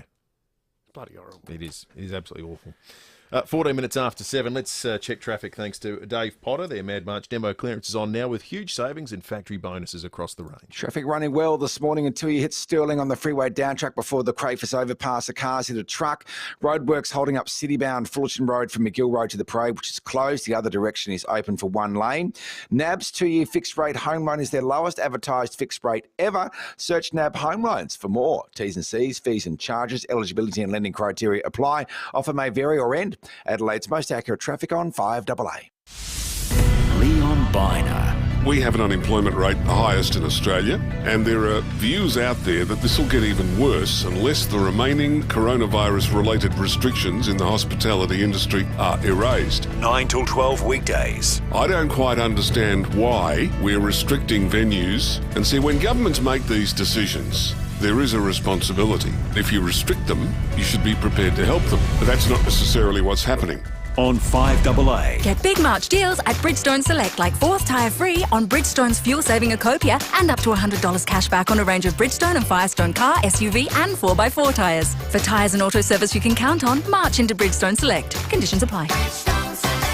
Don't just get a forklift, get a Toyota forklift. When you need a forklift, don't just get a forklift, get a Toyota forklift. Get the world's #1 forklift brand. Get legendary Toyota reliability, get world-leading safety, and get it from toyotamaterialhandling.com.au.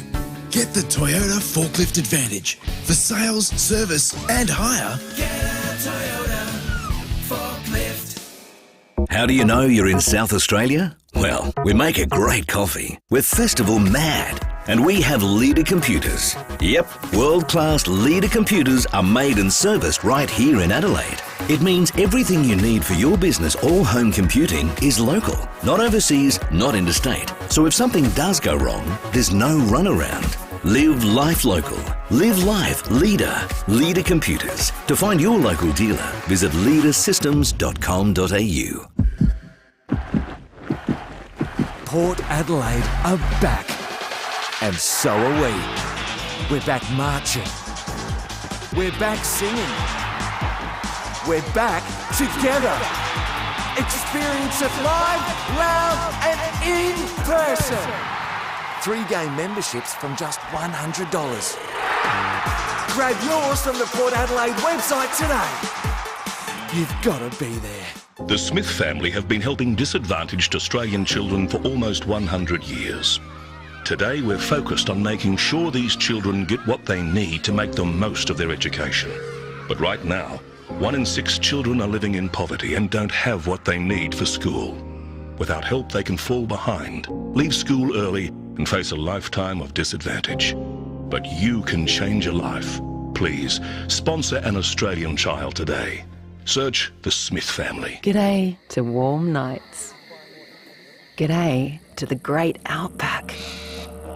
G'day to seaside escapes. G'day to the open road. There's no better time to hit the road with over 40 holiday parks in South Australia and over 280 Australia-wide.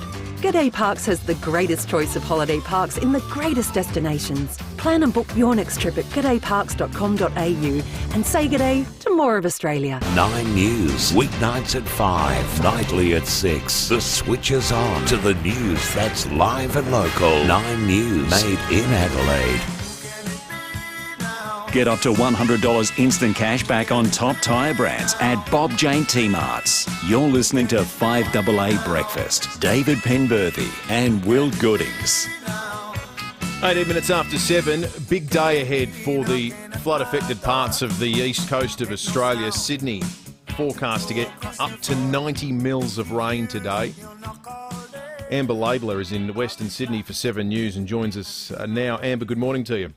Good morning. So, Amber, what is the latest? It sounded just hugely grave yesterday, and I've got to admit, 24 hours on, I can't believe that and mercifully it's the case, but I can't believe that no one's died in this, because some of the photos that we've been seeing of people almost up to their necks wading through water are extraordinary. The amount of water that's fallen here over this northwest part of Sydney has honestly been remarkable. I'm looking out the car window now and we can just see the roofs of houses. We're at McGrath's Hill, which is just out of Windsor. Obviously, that backs on to the Hawkesbury River, which was rising rapidly yesterday and is expected to peak today. But the Bureau has told us that this weather emergency is far from over. We're still expecting so much more rain today, between 50 to 100 mils in some parts. So the biggest area of concern is further upstream, which is around the Colo area. There were residents in Upper, Lower, Central Colo and Weenies Creek. They were told they had to be ready to evacuate by 5 a.m. this morning. So they're now on alert. The Colo River is currently at about 14 metres. We're told it could rise to 16 metres by later today. So that would see levels up around those record floods that we saw in 1978. There are a few other regions along the Colo River that will likely be impacted by flooding early this morning, but of course it is just a wait and see. The SES says that they are just waiting because this area that could be impacted is just so widespread. Are there any fears that the dam could burst? At this stage, it's more just watching it spill. I don't believe there's any talk of it bursting at this stage, but we are just continuously watching all of that water spill over. We heard yesterday that when that water spills, it can take up to 16 hours for those other catchments downstream to really feel the brunt of it, which is why those areas like the Hawkesbury here in Windsor and like the Colo River further upstream, they won't feel the full flooding effects until today, because it does just take that long for the water to make its way down. And Amber, just in terms of the cost, yesterday the estimate was $1 billion. Now it's up to $2 billion. So nationally, it's going to have a significant hit on the economy. Is there any idea as to how many houses have been directly affected by it? Like, are there people who just haven't been able to get to their houses along the banks of the Nepean and so on, who are going to go home in a few days' time to find everything's just totally drenched? Unfortunately, that will be a very likely scenario for many people. There have been more than 18,000 people forced to leave their homes across New South Wales. Most of those were up on the mid-north coast around Kempsey, which was just inundated with water. But today, at least 38 local government areas across New South Wales have been declared natural disaster zones, and 10 million Australians are subject to these weather warnings that are out today that actually cover an area similar to the size of Alaska. So, as the Bureau says, this event is far from over. We just have to wait and see how the day unfolds. Yeah. Amber, thank you for that. Amber Thanks, Laidlaw Amber. for 7 News in Western Sydney. So 18,000 people displaced at the moment. It puts it somewhere between the entire population of Murray Bridge or Whyalla. Whyalla's a bit over 18. Murray Bridge is a little bit under, to put it in a South Australian context. But as if every single person in those towns had to leave their homes. Staggering, isn't it? It's just an extraordinary number of people. And the scale of it and the amount of territory affected is quite unbelievable. Thankfully, tomorrow the rains do ease away to zero, according to the Bureau. But today is certainly an interesting 12 to 24-hour period. All right, let's talk sport. Thanks to North Point Toyota, their used vehicle stock constantly changing. Pop in and take a look. It is the North Point way. It's the interview that everyone wanted after the weekend's game. Stephen and James Rowe on the 5AA Sports Show. James Rowe, son, welcome. Hey, Dad. How are you, my boy? You grow up and you see the Selwoods, the Dangerfields, the Hawkins. You said that Joel Selwood, not that he seeked you out after the game, but he shook your hand and you were chuffed with what he said. You want to share some of those things? Oh, yeah, well, I was a bit of a weirdo, really.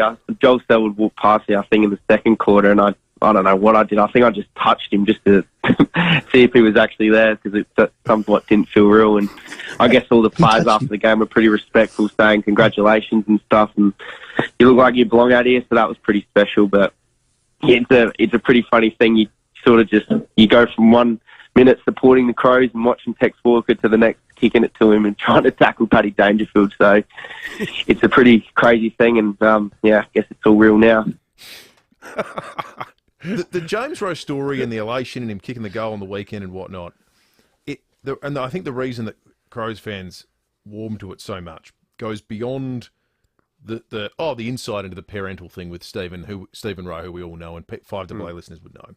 But it's the evolution of the club from a start-up in 91 to something now that you've got people who are passionate about and grew up loving being able to play for. Yeah. it's the next. We've moved now to the point where people who've grown up knowing nothing else can don the colours, and it means something extra. Yeah. As opposed to just being drafted by what we can all still remember as an expansion franchise. The thing that has struck me too, though, is the extent to which people who aren't interested in football or passionately support other clubs, including even Port Adelaide. Like yesterday, we got one negative text about the Rowie thing going, oh, there's plenty of other kids, parents would be proud of them too. It's like, well, of course there are. Yeah. Of course there are. But that's why you don't often get that opportunity to see a dad in real time who, particularly someone where the son's sort of following in the old man's footsteps.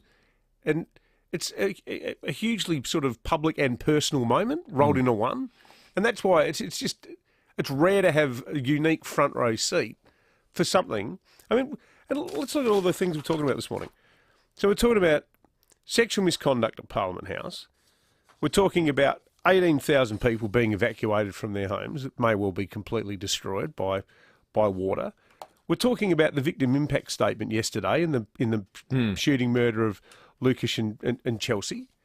So let's talk about something fun. Yeah, absolutely. Because it is just unadorned human joy, this story. It really is. And they had a nice moment at the end of the interview too, Stephen and James Rowe. The joy you've given our family, and you know that with Mama and Papa coming over, has been unbelievable. Clean your room, love your mum, work hard and be nice. And James, I've only ever said this to one other player when I've interviewed them on this show, and that was to Gary McIntosh. Buddy, love you. Yeah, thanks, Dad. Thanks, Gordy. Thanks, Lee. See you, mate. Have a good show, fellas. Good on you. Now See you're you, talking. son. See you, son. Wow. What did Macca say when Rowie said that then? Macca listens to our show. Macca, if you're listening, ring in and tell us how you felt when Rowie declared his undying love for you.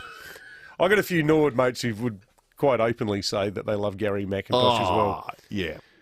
Scott Hodges tells a good story that when Jack Cahill was coaching Port, he'd always have the lineups of the two teams, and he'd go through their list and he'd go, look at him at centre forward. He's bloody hopeless. You wouldn't want him, would you? He's rubbish. He's rubbish. You'll stand at him. He's useless. He's useless. You'll tear him apart. And then he'd get to McIntosh and go, McIntosh. Oh, no, he's pretty good. and then he'd go back to the other ones. But the one player he would never bag was McIntosh, because everybody would have given their right arm to have Gary McIntosh in their side. Absolutely.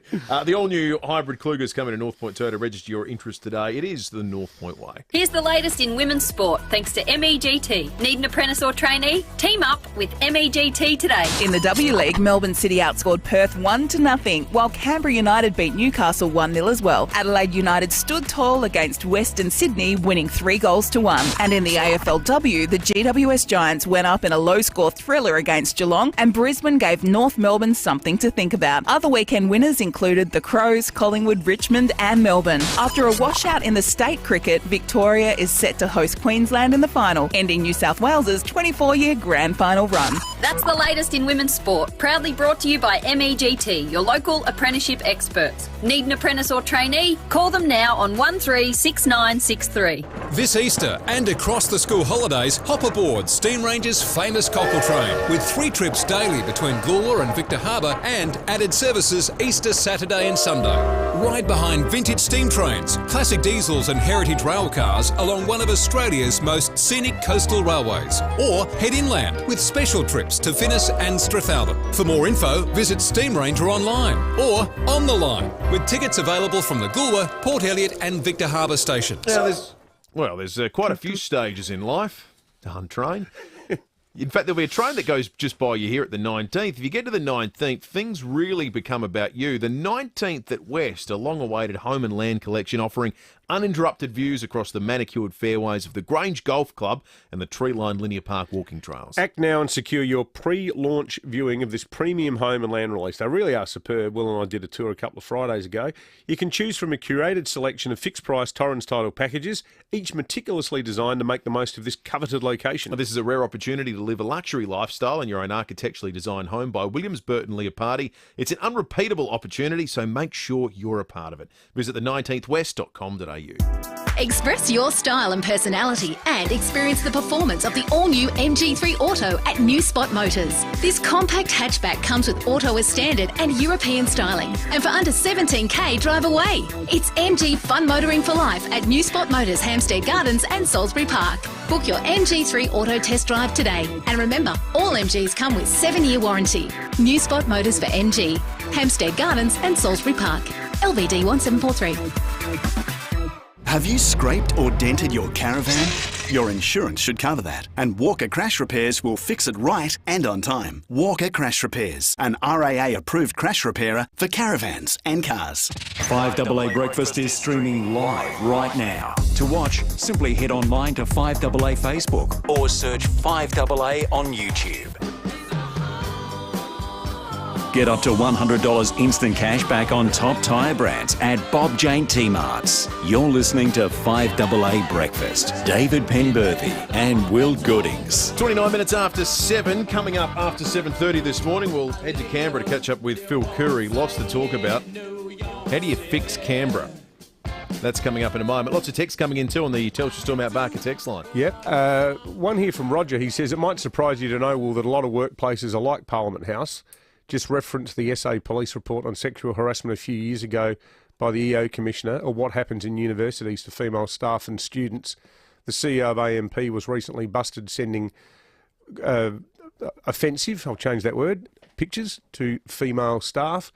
That is true. There have been other instances. No, I'm not suggesting that workplaces are all perfect. No, exactly. Or that Parliament House is the only thing. But the concentration of incidents in recent times speaks to a culture that is unique. Yeah, I agree. Respectfully, I think Roger, and I spent ages last year here and for the newspapers covering the Peter Rathjen story. Yeah. The Peter Rathjen story was about a rogue bloke who got away with it for so long because people either had their suspicions and didn't follow them up, or because they just thought, well, you know, maybe it's just the rumour mill. Yeah. Maybe people are just tearing him down because he's a genius. And politics is unique as an institution, because in the private sector, if there's a weirdo or a creep and they get found out, they get sacked. But the ramifications politically of doing that within a parliamentary team or a political party team can often be greater than just making a decision with some centralised power structure. Because you've got, oh, hang on, if we get rid of him, that means we're going to annoy all his mates, and we rely on them. They have a vested interest in the opposite of transparency. They have a vested interest in making sure things... Exactly. No one ever gets to the bottom of these things. Yes. I was saying before, challenge unique. Bernard Finnegan. People in the Labor Party knew for years that he was a creep. And, you know, then a court proved that, yes, indeed, he was. Yeah. And I can think of other people on the Liberal side who fit into a comparable category. Yeah, you're right. The challenges faced by parliamentarians' politics is unique because everyone works together to make sure no bad stuff ever comes out. And it's not an environment where these kind of people can get flushed out easily. Yeah. 5AA News time. Phil Curry will take us there in just a moment. This is Adelaide's 5AA. Sunny and 25 today with the 7:30 news. I'm Mel Usher. Physio Extra is a registered NDIS provider, so let them support you in achieving your goals. PhysioExtra.com. A stabbing at North Adelaide is under investigation. A man on an e-scooter exchanged words with a motorist on Jerningham Street around 9:30 last night. Senior Constable Rebecca Stokes says when the scooter rider approached the car, the male driver allegedly stabbed the victim in the shoulder with an unknown object before driving off. We're keen to speak with any witnesses to this incident and ask the driver also to come forward and contact police. The victim suffered a minor cut to the shoulder. The state opposition has unveiled a $590 million hydrogen energy plan ahead of the next election. The centrepiece is a 200-megawatt power station which will help generate cheaper electricity, provide extra capacity to stabilise the grid, boost exports and create jobs.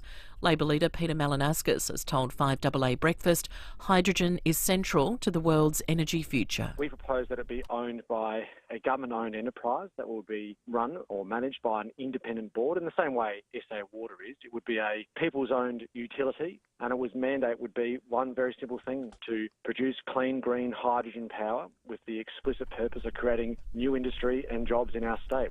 The State Transition Committee will meet today to reassess COVID restrictions. No major announcements are planned, but pubs and clubs are hoping there'll be a decision on relaxing density regulations.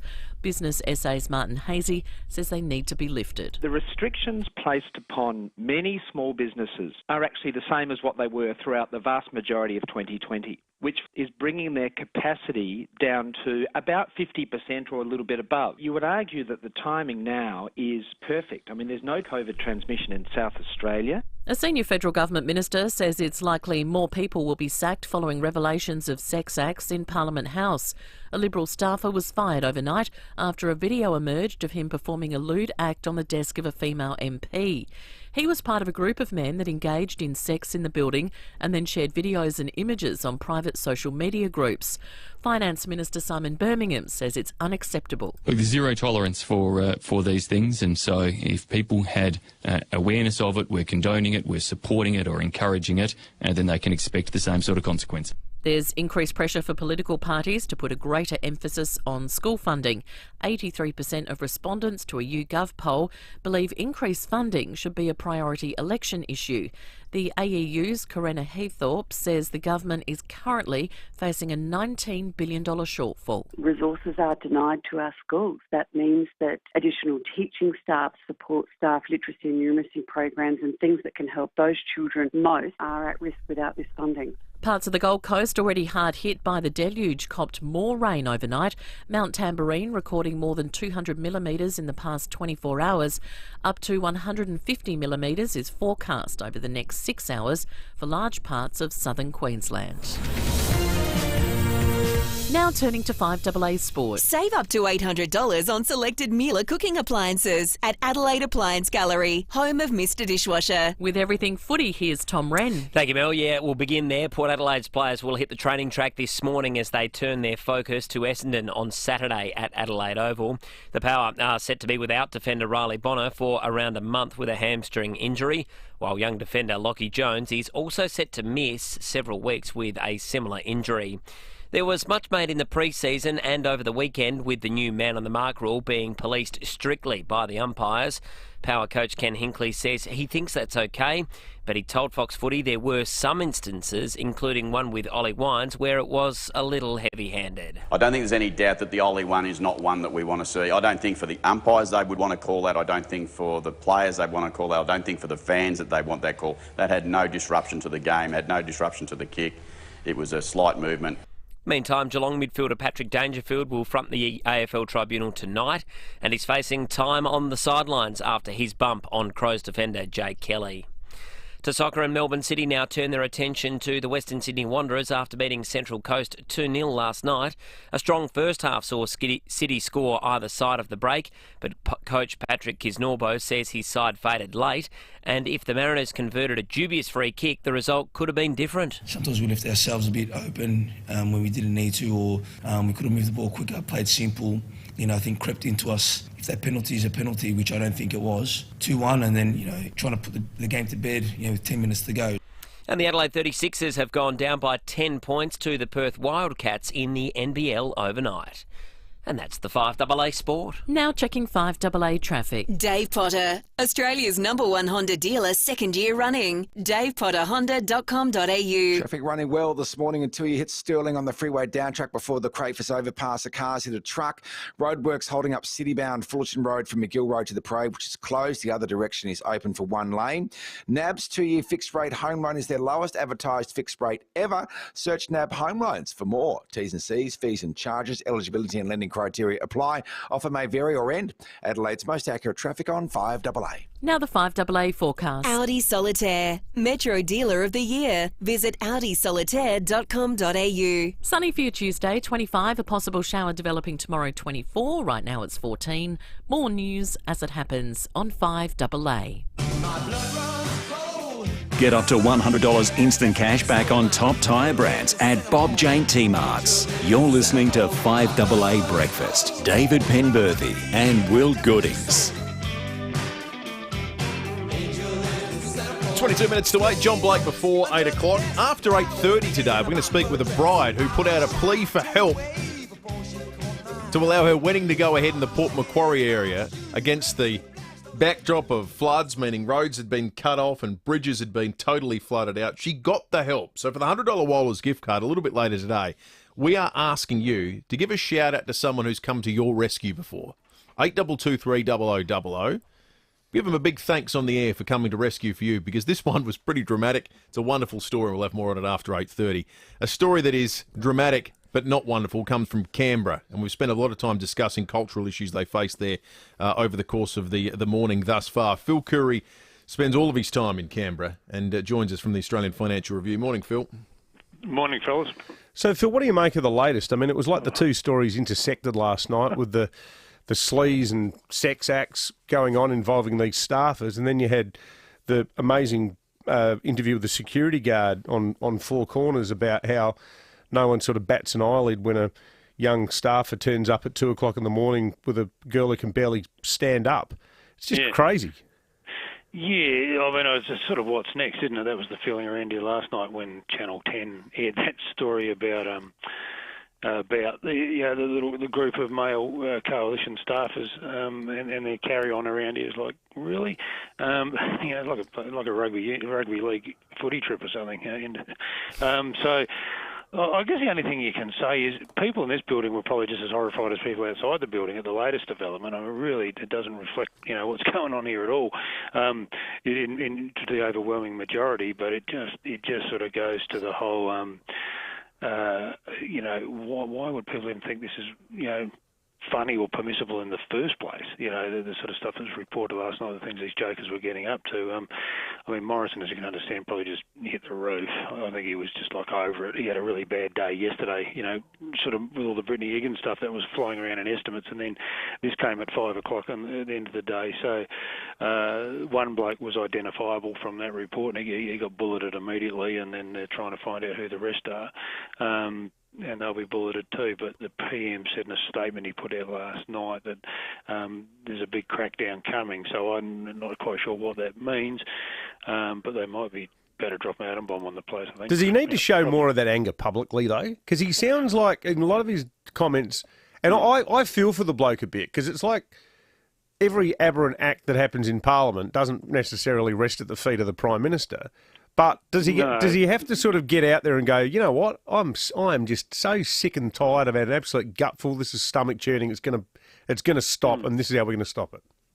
Well, yes, but I don't know how you stop it exactly. I mean, it's it's human behaviour. But you're right. I mean, the trouble is, Dave, that the majority of the stuff's around. We're talking Liberal staffers, aren't we? In the case of the allegations against Brittany Higgins, that was committed by allegedly a Liberal staffer. This stuff last night was Liberal staffers. We're not talking MPs so much in terms of contemporary events. I mean, there's the allegation against Christian Porter, but that was something that did or didn't happen 33 years ago. It's sort of so. There is stuff kicking around about the Labor Party, a Facebook page. Hit the news last week with these women, anonymous Labor women, were claiming similar bad behaviour by Labor men, but that hasn't really taken off yet. But it's a problem. It's a problem inside the political parties, not so much the Parliament, if you know what I mean. Because inside the Parliament, there's lots of us who work here, and our organisations don't. We've long sort of cleaned up our acts, if you like.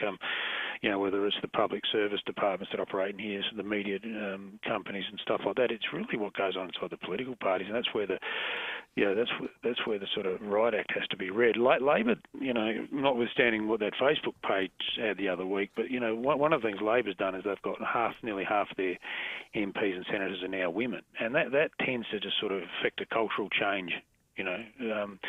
Surreptitiously, just the more women you have around the place, the better behaved people got to be, and the less tolerance there is for bad behaviour. Whereas the Liberal Party is still very blokey, and I suspect one of the things the PM could do, although it'd be really unpopular, would be to follow that quota system Labor has in terms of just getting more women into the Parliament. Just get more women to his office would be a good start too.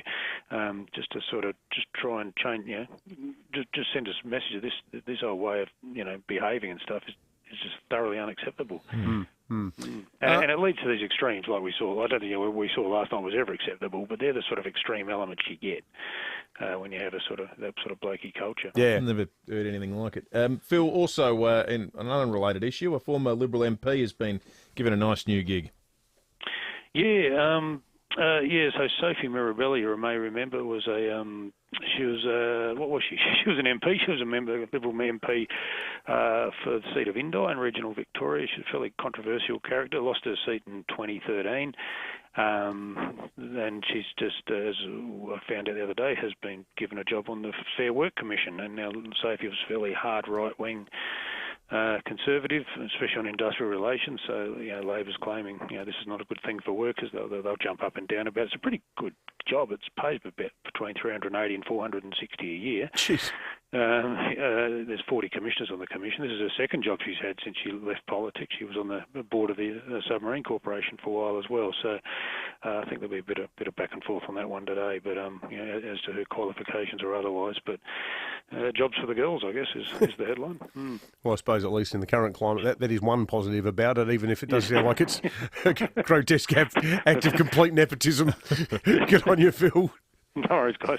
Thanks, mate. All right, let's check traffic thanks to Dave Potter. They're Australia's #1 Honda dealer, second year running. DavePotterHonda.com.au. Got a smash in Stirling on the freeway down track before the Crayfors Bridge where a car's hit a truck with delays building through there. Fullerton Road from McGill Road remains closed heading towards the Britt roundabout Kent Town, which should be reopening shortly due to those works. Need new tyres? Fast. Bow from Bow Repairs has you covered. Get fitted in 30 minutes or get a free tyre. Visit bowrepairs.com.au. Select the stores only. T's and C's apply. Adelaide's most accurate traffic on 5AA. When you die, who gets what? Will your kids or relatives argue over your estate? Will your beneficiaries be protected? Will your estate be tax effective? Will your wishes be respected and carried out? Speak with Donlan Lawyers now for peace of mind. Donlan Lawyers for wills and estate planning. Visit donlanlawyers.com. That's donlanlawyers.com. Hello, I'm Lynn Andrews. For over 50 years, the team at Lynn Andrews Real Estate have made it easy to manage residential and commercial property. Whether you own a single residential home or multiple commercial properties, our passion for property investment means we have a great deal of knowledge to share. How to invest safely and properly. Matching the right tenant with the right property every time. We're here to help. Visit lynandrews.com.au. Finally, we can crank it back up. Getting there. Almost there. And we're back. Back to the Lion. Get back to cold beers with your mates. Get back to live music by stunning acoustic artists. Get back to a menu filled with all the classics. Get back to normality. Get back to where you belong. The Lion, North Adelaide. If you're planning an event, whether it's a small meeting with the latest in reliable technology or a large gala dinner full of glitz and glamour, you'll experience event excellence on every level at the Adelaide Convention Centre. Excellence in understanding your needs and delivering them to exacting standards is what we do. And we don't just aim for excellence, we go beyond. So for your next excellent event, the team is ready and waiting at the Adelaide Convention Centre, the centre of event excellence. At Urban Bathrooms and Kitchens, swearing is caring. That's why we swear to give you the same level of quality and service when it comes to engineered timber flooring and plantation shutters. Jump onto buyurban.com.au and take a look at our range, including herringbone, chevron and laminate, while our shutter range extends to timber, poly, hybrid and aluminium. Urban Bathrooms and Kitchens, now supplying and installing flooring and plantation shutters. So let us create your imagination. No one wants to spend their weekend in emergency. So if you hurt yourself on a Saturday or Sunday, Dr. Greg Keane says come and see SportsMed instead. The doctors at our weekend injury clinic can treat any sporting or orthopaedic injuries right away. You won't have to wait all afternoon. And a standard consult costs less than a private hospital emergency department, right? Much less. World-class care without the wait. SportsMed. Start living life again after your injury. sportsmed.com.au. 5AA Breakfast is streaming live right now. To watch, simply head online to 5AA Facebook or search 5AA on YouTube. Get up to $100 instant cash back on top tyre brands at Bob Jane T-Marts. You're listening to 5AA Breakfast. David Penberthy and Will Goodings. It's 12 to 8, big breaking 8 coming up after 8 o'clock for a key South Australian industry into the future. Make sure you stick around for that. Then after 8 o'clock, I'm going to get into the terrifying circumstance over the weekend that led to 2 deaths the Ambulance Association say would have been prevented or could have been prevented had they been properly resourced and been able to get there in the sorts of times you'd expect the call-outs to be. We'll speak with one of the Ambos who was tasked with going out to one of these incidents. You'll get a first-hand account of what's happening out there at the coalface from the Ambo's perspective. So that's coming up after 8 o'clock as well. Let's talk about the weather. Chelsea Carey from 9 News joins us. Morning to you, Chelsea. Good morning, guys. How you doing? We're good, thank you, Chelsea. You're probably not quite as busy as your weather prognosticating colleagues in the eastern part of Australia right now. It's pretty plain sailing here in SA compared to what's happening in New South Wales.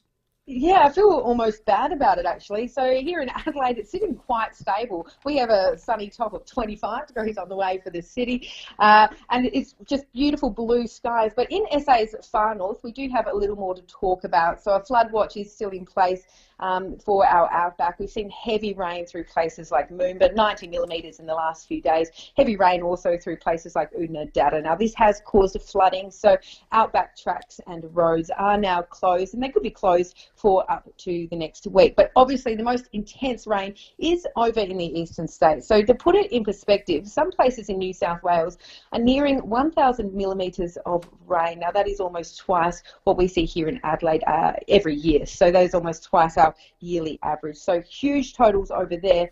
Here in Adelaide, it makes it feel quite measly what we're talking about. So we could see a millimetre tomorrow. A possible late shower developing as a cold front just clips us south. Possible shower on Friday as well. At this stage, if you're holding out for any rain for the garden, well, your best bet looks to be on Saturday, up to 5 millimetres possible. We'll notice temperatures cool off as well, so temperatures sitting in the low to mid-20s for the rest of the week. So soak up the sunshine today. Could see a few showers later, but yes, not a whole lot to talk about Adelaide-wise at the moment. That's all right. We're not complaining about that. Good on you, Chelsea. Thank you, Chelsea. Chelsea Carey from 9 News. Getting a lot of great texts through at the moment on the Telstra Store Mount Barker text line. There's a really nice text here from Scott in Modbury. G'day, Scott. Well, you know you're a frequent and enthusiastic texter to the program. Always got something interesting to say. But this is genuinely nice, mate. Morning, boys. I've been listening to you guys and then Leon through to Rowie and Bix every workday for years now.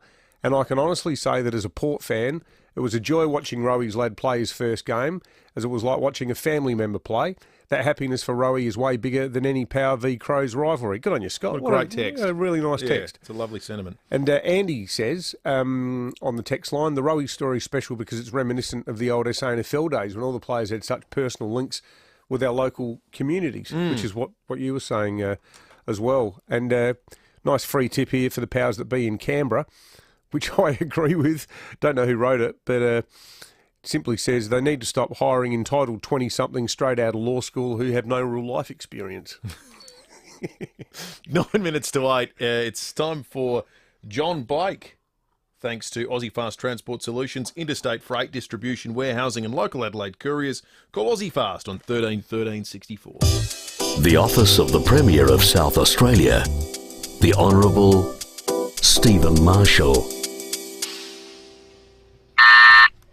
Yes, Julian? The speckled goose flies north for the spring.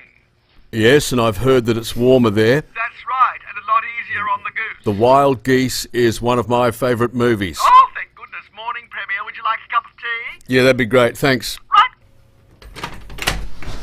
Tea lady and security consultant. Yeah, is that all really necessary? You can't be too careful, Premier. That Shane Sodhi person could be lurking. You mean the president of the Parklands Preservation Society? Yes, that's him. Well set up, Premier, in case people don't know who he is. Yes, thank you. Anyway, right. Why does the Parklands Preservation Society have so much power? Well, they don't. They just think they do, Premier. Why do we need to speak in code? Well, in case he's intercepted our electronic interdepartmental communication device. Would he do that? I don't think so, but you can't be too careful. He'll do anything to derail encroachment of the parklands. Oh, is this about the new stadium? Yes. Well, that's not parklands. It's old rail yards and storage of large rusty things. I know that, Premier, but any spot that hasn't got a building on it is to them parklands, and they'd rather have large rusty things and no people than a large... Beautiful big new stadium. Monstrosity stadium, yes. Well, let's just make sure we don't have to talk to him. Yes, all right. Because he's in the mood for a win after the Adelaide Oval hotel fiasco.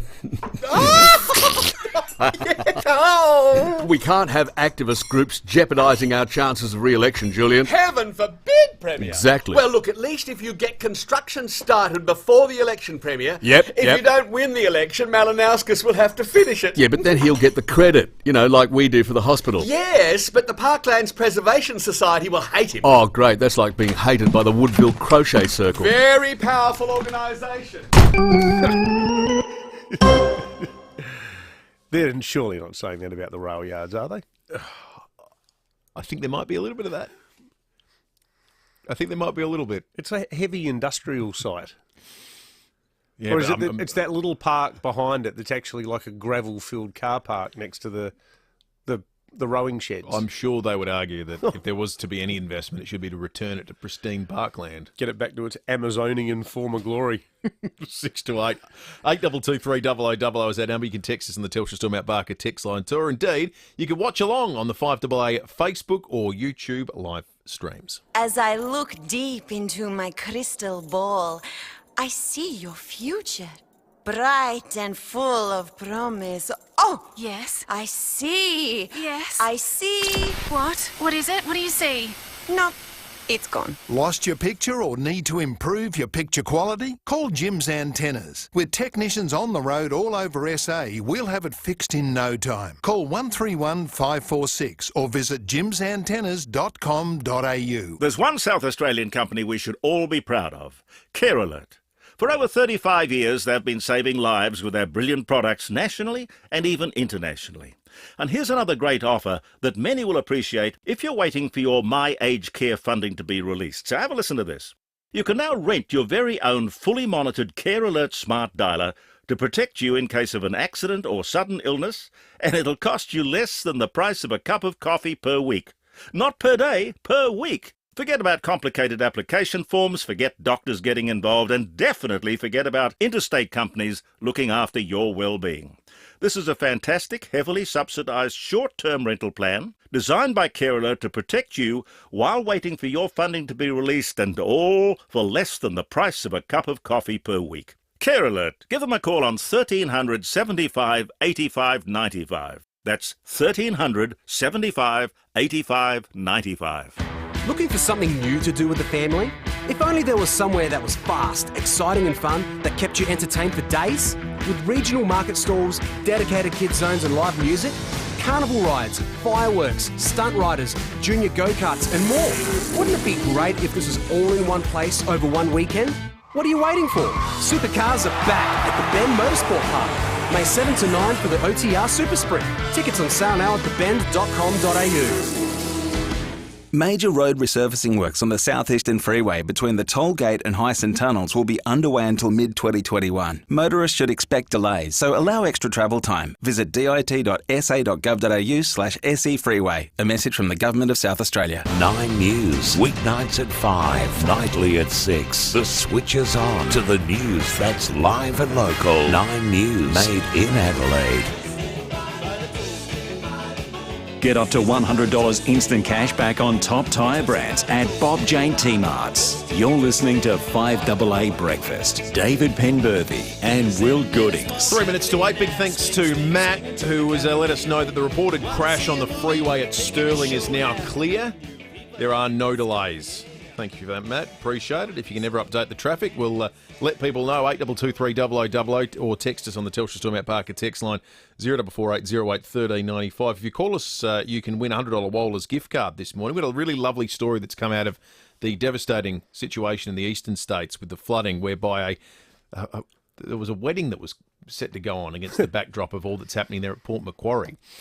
It was able to somehow go ahead after the bride tweeted out a plea for help, because part of the problem they faced was logistical. It was simply getting to the wedding venue when the roads were closed and bridges had been flooded. Get me to the church on time. Get me to the church on time. And she received an answer. So for the $100 Wohlers gift card this morning, we're asking you, when Give your rescuer a shout out. Who's rescued you before? Have you ever blown out a tyre or been stranded somewhere or needed help in some way? Did someone come to your rescue? Who was it? Give them a shout out on the radio this morning, 8223 0000, and you could win a $100 Waller's gift card. You ever been rescued, Will? Yeah, probably by you a number of times on air. You rescued me once. It was the morning after Sturt won the 2016 Premiership. Speaking of HR, that entire program almost needed an HR file. I almost went full Mike Willisy a couple of times during that program. The beauty of a duo is sometimes if you're under the weather, you can. Like yesterday, I was very unwell. You hid that well. You had to carry the can. I didn't realise you didn't feel like you weren't firing on all cylinders. That's why it's very hard when you're by yourself. I reckon you were just feeling a bit emotionally wrung out from the emotional roller coaster of Saturday. Maybe. I think that was it. It's either that or I've got to do this horrible thing at the moment that I'm sure a number of our listeners would have gone through. We need to work out there's something I'm allergic to, so I've got to remove everything that's in every form of food ever and slowly reintroduce it over a period of a couple of months. So I'm in the stage of I can't eat anything at the moment, and it's just not sitting well with me. Mario in Fulham Gardens has called in with an entry for the Wallers this morning. Morning to you, Mario. Good morning, guys. How you going there? Good, thanks, Mario. Good, It's not so much me, but my lovely sister-in-law got rescued by Graham Corns. Oh, tell us the story, Mario. You know, she was driving along the airport road, and somehow her tow bar became disengaged from the car, the trailer. So they couldn't use the tow bar ball. So he actually removed his from his car, put the tow bar board onto her car, and then re-hitched the trailer. Seriously? Oh, good stuff. That's a great story. Yeah, Cornsey, the King G-Man. The stud. Yeah. Thank you. Good on you, Mario. That's a great story to get us started. 8223 0000 is the number. What a brush with fame. Isn't that great? Reminds me a bit of my friend Simon, who lives in Sydney. He's a mad Swan supporter, and one day he was at home, there's a knock at the door, and it was Troy Luff, the Swans player. Troy Luff was standing there. And he went, "Troy Luff!" And Troy Luff was standing there looking really emotionally distressed. He said, "Yeah, mate, I'm really sorry, but I've just run over your cat." Oh, so it wasn't really it was less a rescue than it was The thing is, it wasn't Simon's recovery. cat. It was his wife's cat. And his wife's inside. She heard the commotion out the front.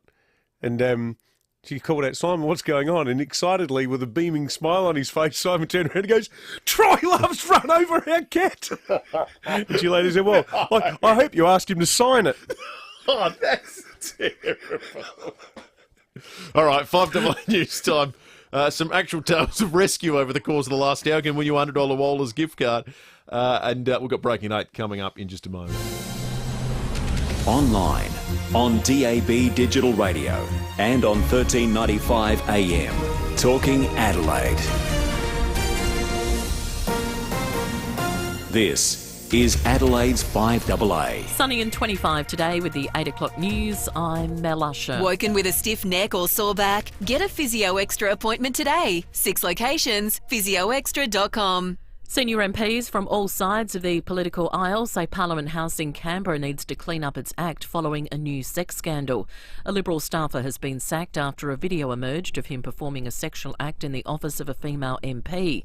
It follows revelations a group of male coalition staffers were involved in lewd acts and posted the material to private social media groups. Labor MP Bill Shorten has told Today it's appalling behaviour. It is a privilege to work here. There are thousands of men and women who work in all sorts of capacities at Parliament House, and then you see this behaviour. I felt disgusted. There's been a stabbing linked to road rage at North Adelaide. A man on an e-scooter exchanged words with a motorist on Jerningham Street around 9:30 last night. When the scooter rider approached the car, the male driver allegedly stabbed the victim in the shoulder with an unknown object before driving off. The victim suffered a minor cut to the shoulder. A young driver has been airlifted to hospital after his car rolled near Malala. Senior Constable Rebecca Stokes has the details. His Holden Commodore Stern was travelling south-east on Colomba Road at Colomba. It left the road surface and rolled several times. Ambulance crews attended the scene and treated the 19-year-old driver from the Adelaide Plains. He has serious head and chest injuries. Investigations are continuing. A state Labor government would build a world-leading hydrogen power station as part of its energy plan for the future. Up to 300 jobs would be created during construction of the power station and hundreds more through developing a hydrogen export industry. Labor leader Peter Malinauskas has told 5AA Breakfast our state is already a leader in renewable energy. We've got an incredibly unique opportunity here in the state, but someone has to kick it along. Hydrogen is the future. This is the way that we can take renewable energy, which we've got an abundance of here in South Australia, and export it to the world. A long-promised facelift for Theberton Theatre is happening. It's one of dozens of high-profile infrastructure projects announced by the state government under a job stimulus program. Treasurer Rob Lucas says they're partnering with the local council to update Thebe. It can commence almost immediately, and it'll provide an important upgraded venue for live music entertainment and other uses as well. To the US, and Colorado police have converged on Boulder with reports of an active shooter. The person is at a grocery store. There are reports of injuries. The World Health Organization has warned people against assuming a coronavirus vaccine alone is enough to end the global pandemic. The head of the WHO's emergency team, Mike Ryan, says immunisations are not a foolproof solution. The reality is that the disease is on the march again in countries in which we've got opening up, natural fatigue, low vaccination coverage, poor surveillance and control measures in place. Vaccines are a huge addition to controlling and containing COVID, but they are not the only solution. And I'm afraid we are investing way too much in this as the only solution to fix our problems. Now turning to 5AA Sport. Save up to $800 on selected Miele cooking appliances at Adelaide Appliance Gallery, home of Mr Dishwasher. It's over to Tom Wren. Thank you, Mel. Adelaide captain Rory Sloane says he feels for Patrick Dangerfield as his former teammate prepares to face the AFL Tribunal for a bump that concussed Crow Jake Kelly. The Brownlow medalist is facing 3 weeks on the sidelines. Oh, it's incredibly unlucky. I mean, it's a head clash. Yeah, that's a completely accidental. It's something it's just part of footy, really, isn't it? I mean, I'll certainly feel for Paddy forwards is that it's completely incidental. He doesn't mean to headbutt Jake in the head. The Crows will hit the training track this morning and will be keeping a close eye on defender Luke Brown after he hurt his Achilles against Geelong, while Will Hamill and Shane McAdam are expected to be okay after rolling their ankles. The Perth Wildcats have beaten the Adelaide 36ers 92-82 in their clash in Perth last night. Bryce Cotton continued on his merry way for the Wildcats with a season-high 36 points. Coach Trevor Gleeson says it's easy to expect nothing less than a dominant performance from the star guard each game. I don't want to sound ungrateful, but you just kind of get used to it, don't you? Because he performs at such a high level every time he steps on the court. He raises everyone's performance out on the court. He's just a joy to watch when he gets going. The Sixers next suit up against Cairns on Sunday. And in some soccer to finish, Melbourne City's impressive A-League form has continued after a 2-0 win against Central Coast. The result means City have now won 5 games on the trot. And that's the 5AA Sport. Now checking 5AA traffic. Dave Potter's Mad March demo clearance is on now, with huge savings and factory bonuses across the range. Traffic hotspots this morning centred around the Southern Expressway up to South Road, and South Road to Celtic Avenue in Claveti Park is pretty busy as well. Goodwood Road from Cross Road suffering, Springbank Road to Belair Road, and Port Wakefield Road from Grand Junction Road. Ultratune has been voted number 1 3 out of 4 years for value for money and customer service by CanStar, getting a 5-star rating. Search Ultratune to find a service centre near you. Adelaide's most accurate traffic on 5AA. Now the 5AA forecast. Audi Solitaire, Metro Dealer of the Year. Visit audisolitaire.com.au. Sunny and 25 today, a possible shower developing tomorrow 24, then down to 21 on Thursday. Right now it's 15 degrees. More news as it happens on 5AA. In the last hour on Adelaide's 5AA. Amber Laidler is in Western Sydney for 7 News. This weather emergency is far from over. We're still expecting so much more rain today, between 50 to 100 mils in some parts. Well, there have been more than 18,000 people forced to leave their homes across New South Wales. Most of those were up on the mid-north coast around Kempsey, which was just inundated with water. But today, at least 38 local government areas across New South Wales have been declared natural disaster zones, and 10 million Australians are subject to these weather warnings that are out today that actually cover an area similar to the size of Alaska. A story that is dramatic but not wonderful comes from Canberra. Phil Curry joins us from the Australian Financial Review. Morning, Phil. The group of male coalition staffers and their carry-on around here is like, really? Well, I guess the only thing you can say is people in this building were probably just as horrified as people outside the building at the latest development. I mean, really, it doesn't reflect, what's going on here at all in to the overwhelming majority, but it just sort of goes to the whole... why would people even think this is funny or permissible in the first place? You're listening to 5AA Breakfast. David Penberthy and Will Goodings. 8 minutes after 8, we're going to give away a $100 Waller's gift card after 8:30 and take some more calls in just a moment on the question of giving your rescuer a shout-out. We're going to chat with a bride who managed to get to her wedding in Port Macquarie of all places at the moment, given the floods and what had happened there, because she tweeted out that she needed to be rescued. Someone came to her rescue. One of the unforeseen byproducts of this Wallers has been the fact that we've unmasked South Australia's own Batman. We got a call from before the break from someone who'd been rescued by Graham Corns. Mario's sister-in-law. Mario's sister-in-law had been rescued by Graham Corns. Lisa's texted in on the Telstra Storm Mount Barker text line, says, "Hey boys, I've been rescued by Cornsy as well. I was locked out of my car with a crying child and he broke into my car for me." Well, how about that? We might have to recast the Wallers. To win the voucher, you have to ring in if you haven't been rescued by Graham Corns. Well, we've got another one on the line. Sue, good morning. Good morning, fellas. Sue, what happened to you? Oh, this is a long time ago, and I don't want to cast any aspersions on poor old Graham, who's, done a lot for a lot of people, but he was my boyfriend at the time. He'd driven onto the beach, and we'd got bogged. And Graham comes along with his beautiful little family. Chad's about 3, Kane's a babe in arms. Chad's going, "Daddy, help the man, help the man." And Graham said, no, he's got himself into that trouble. He can get himself out. So he didn't rescue that guy. So he didn't rescue you? He didn't rescue us at all. So we've got... My husband brings it up all the time. So we've got 3 documented cases of Graham Corns conducting and effecting rescues, and one of him denying a rescue. I mean, at some point you have to ask the question, is he responsible for the predicaments these people find themselves in? Yeah, well. Statistically seems unlikely that he's been involved in, 40% of all the Waller's stories of rescue we've received this morning. Did we read Lisa's out? Yeah, we read Lisa's out. Yeah, locked in the car. Locked out of the car, rather, with a crying child. He's not the hero we deserve, but he's the hero we've got, Graham Corns. Exactly. On your Cornsy. 10 minutes after 8. $100 Waller's gift card we'll give away a little bit later in the morning. Right now it's time for Breaking at 8. Big news overnight, and a very positive story for South Australia, given some of the speculation that has been swirling around this very question for the last few months. More than that, probably a couple of years. But we can confirm that today, Naval Group, the French company behind the construction of the 12 new attack-class submarines, Naval Group is going to confirm, in conjunction with the federal government, that a 60% local contract spend to boost Australian industry and jobs has been agreed to between the French defence giant and the Commonwealth of Australia. Now, this is terrific news because one of the chief criticisms of the project has been, well, how much of the work is going to be done locally? Yeah.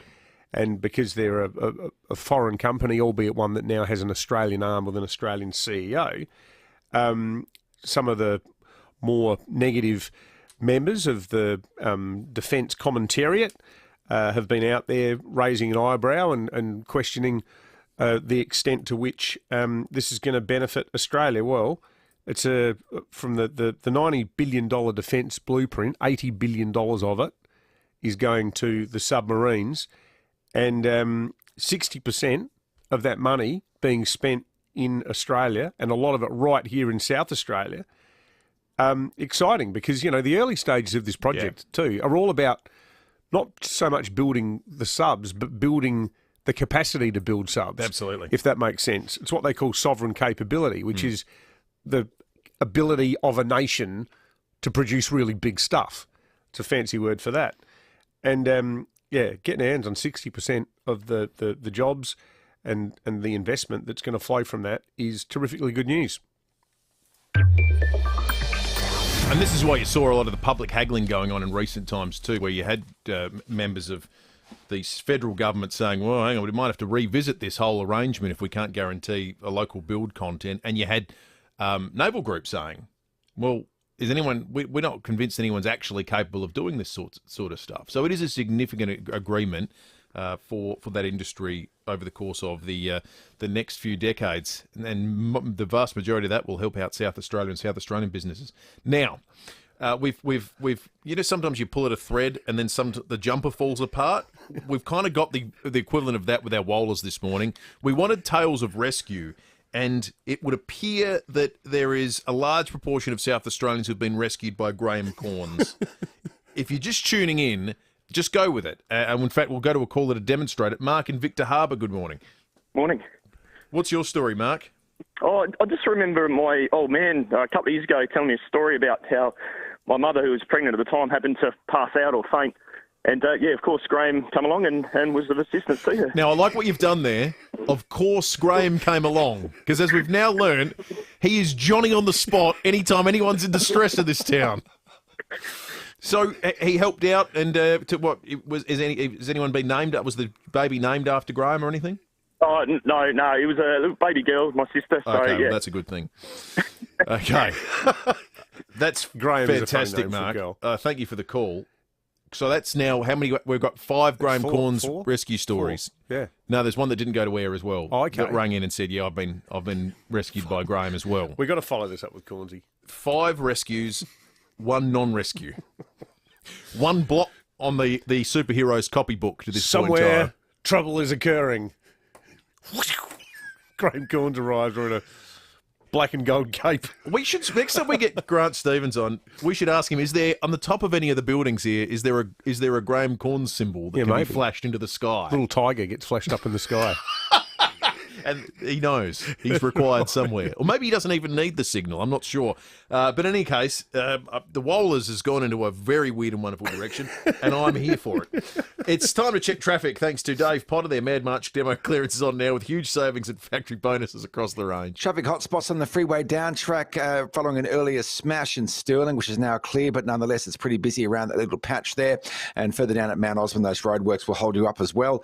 Other roadworks today through Kensington Road, Port Rush Road in Norwood, and getting busy through Millswood, citybound on Goodwood Road. KFC's $4.95 fill-up is now available for delivery. It's got hot, cinnamony Kentucky Fried Donuts too.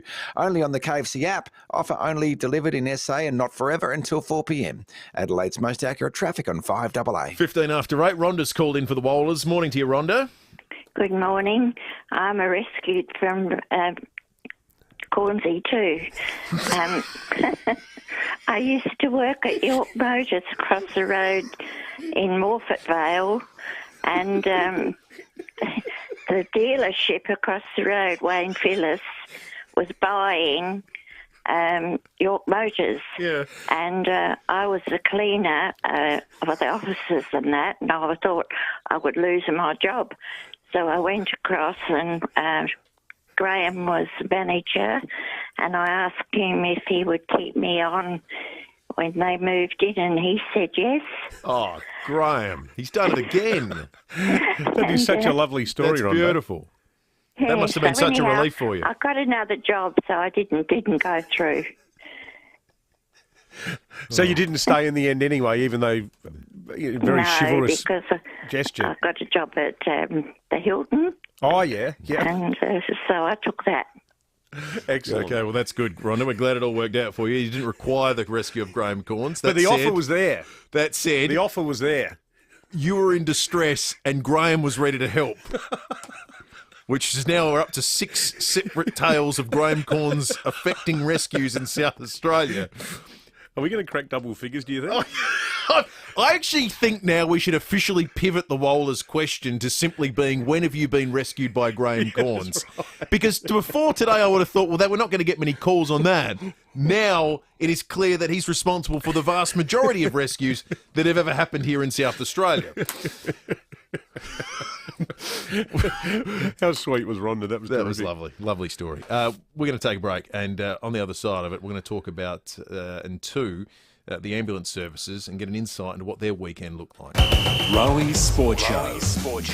James Rowe, son, welcome. Hey, Dad. How are you, my boy? James, I know how you feel. Why don't you tell us what a magnificent 48 hours. It's been a pretty crazy 48 hours, obviously. To get the win was very special, and it was an exciting day for you and an exciting day for me. 4 p.m. weekdays. Joel Selwood walked past me, I think, in the second quarter, and I don't know what I did. I think I just touched him just to see if he was actually there. Rowie Sports Show on 5AA. G'day to warm nights. G'day to the great Outback. G'day to seaside escapes. G'day to the open road. There's no better time to hit the road with over 40 holiday parks in South Australia and over 280 Australia-wide. G'day Parks has the greatest choice of holiday parks in the greatest destinations. Plan and book your next trip at g'dayparks.com.au and say g'day to more of Australia. Priceline Pharmacy's 3-day sale is on now, with half-price makeup, plus half-price skincare, vitamins and hair care. Sale ends Thursday. Terms and conditions apply. You miss the littlest things when you're away from home. Like that perfectly brewed cuppa in your favourite mug. At Bupa, we want you to be as comfortable as possible. And because life happens, we'll support your health and well-being by offering rehab and chemo in the comfort of your own home. To learn more, search Bupa. Bupa. Because life happens. Available to eligible customers on selected products. Waiting periods, fund, policy and program rules apply. At Mawson Lakes Volkswagen, we believe that what you want is pretty straightforward. A service department that offers factory-trained mechanics, next-day servicing, complimentary pickup and delivery, wash and vacuum is standard, brake, wheel alignment and shock absorber testing included, complimentary loan cars, breakfast or lunch is on us, and access Wi-Fi while you're waiting. Go online to book your service today and experience the difference. Mawson Lakes Volkswagen, just a short drive from the city. Swearing is caring at Bi-Urban Bathrooms and Kitchens, so you can imagine Coxie and the whole team spend a good portion of their day on the swear. They certainly do, like swearing to always arrive on time, swearing to always clean up after themselves, swearing to do whatever it takes to create your imagination. It's the kind of swearing we can all embrace, and now Bi-Urban have something else to swear about: stunning engineered timber flooring and plantation shutters. Their website has also just been updated. I was checking it out yesterday, in fact. Jump online, take a look, it's terrific. Yeah, from herringbone to laminate, they can certainly look after your flooring, and the same does go for plantation shutters, as you mentioned, from timber to poly, hybrid and aluminium. They cover all the styles and looks in plantation shutters. And as always, you can expect Coxie and the team to deliver exceptional service. In fact, they swear by it. That's right. Jump online and take a look at biurban.com.au and let them create your imagination. 9 News, weeknights at 5, nightly at 6. The switch is on to the news that's live and local. 9 News, made in Adelaide. Get up to $100 instant cash back on top tyre brands at Bob JT Marts. You're listening to 5AA Breakfast. David Penberthy and Will Goodings.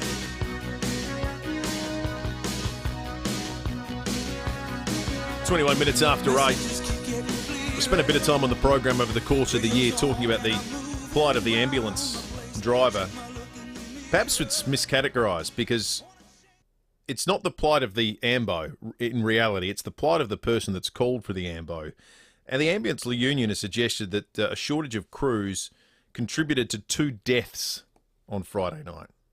One in Walkerville, where a 000 call was received at 6 o'clock for an elderly patient suffering shortness of breath. They were triaged as lights and sirens an emergency case, but 28 minutes later, no ambulance had been sent. At that point, the patient fell unconscious. The patient's partner had to start CPR. Paramedics did not arrive until 38 minutes after the 000 call was made, when typically they would arrive within 16 minutes. And by the time they got there, the person had died. In Newton, there was a 000 call that was received at 7:19 p.m. for an elderly patient who was disoriented. That was considered an urgent case. An ambulance was supposed to arrive within 30 minutes, but 40 minutes later there hadn't been one, and there had been none even sent out there because there was simply none available. The case was upgraded to a lights and sirens response. There was still no ambulance available. Then there were 10 other lights and siren cases at this time that were all uncovered. 10 other cases that no one could get to.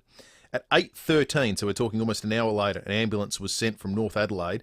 It arrived 1 hour and 5 minutes after the 000 call was made, and the patient was at that stage in cardiac arrest. It's understood by the union that that person passed away. Jess is a paramedic who was working that night on the weekend. Jess, good morning to you, and thanks for joining us on 5AA Breakfast. Good morning. Now, Jess, as Will said, we heard a couple of weeks ago from so many of your colleagues, and we can't even begin to imagine the stress that all this puts you guys under. Yeah, so I've been a paramedic for 7 years, and my partner on that afternoon shift has been a paramedic for 30 years. So very well experienced crew. And we've never been affected by a job like we were on Friday night. So usually, even if it's a traumatic job, you get there and you can render some assistance and potentially improve that patient's outcome. But on Friday, unfortunately, we weren't able to offer them that, and that was heartbreaking. It was an impossible situation for the call takers, for the dispatchers, for us. And it was like that all afternoon. It wasn't just a surge around knock-off time for the day crews. It was like that all day. We started at midday and we finished at midnight, and it was unrelenting. It sounds, from what I've heard about this case, Jess, like you almost just you and your colleague ended up playing a comforting role to this poor man who wasn't angry. Yeah. He was quite sort of resigned, sadly, to what had happened, and was showing you photographs of his wife and talking about their 57 years of marriage. It just sounds like the most heartbreaking scene. Oh, it was horrendous. So obviously they were waiting around 40 minutes for us to arrive, and over that time he was watching his wife suffer with what sounded like respiratory distress. We can obviously offer a lot of assistance for various causes of shortness of breath, and if time were afforded to her, there likely would have been a different outcome. But unfortunately she did pass away, and when we arrived and told him that she had passed away, his words were, "I guess you were too busy after all." Now, what do you say to that? How do you respond to someone who is broken and who's just lost their wife, knowing that you have played a part in not being able to help her? Well, the system has. You haven't. The system has. Yeah, and he wasn't angry at us. He wasn't angry at the dispatchers or the call takers. In fact, he was just grateful that he wasn't alone on the phone when all of this was happening. And then he sat down on the couch and started showing us pictures of his wife and told us the story of how they met over coffee at Sydney University. And it was so obvious that they were still so in love, even after 57 years. And knowing that if we had been there half an hour earlier, chances are they probably would have been going on 58 years, 59 years, it's impossible. And the people that are making the decisions are not the people that are having to come and stand in front of the families and see this. They don't see the effects that it's having on people. Yeah. And that's what's so hard. Hey, thanks for sharing that story, Jess. It's clearly still pretty raw. And, as we said, I can't even imagine what it's like to be put into that situation. Good on you for talking to us on 5AA Breakfast. We've also got Leah Watkins from the Ambulance Employees Association. Leah, thanks for your time. We understand that the ambulance boss, David Place, or the ambulance service itself, has referred both of these deaths to the coroner. It does sound like something that purely comes down to a resourcing question in our eyes. Good morning, and thanks for having me on. Yes, and it's certainly something that we've been saying for years now, and I know our Secretary, Phil Palmer, has said, many times that this is the worst it's been, and then, again, nothing is done, there's no extra resources put on, and so, a few months later he's out there again saying this is now the worst it's been, and Friday night was certainly the worst we've ever heard it, but with the state government saying that then they know that more resources are needed, they have the money, but they're just not going to put them on until they get something out of the AMBOs.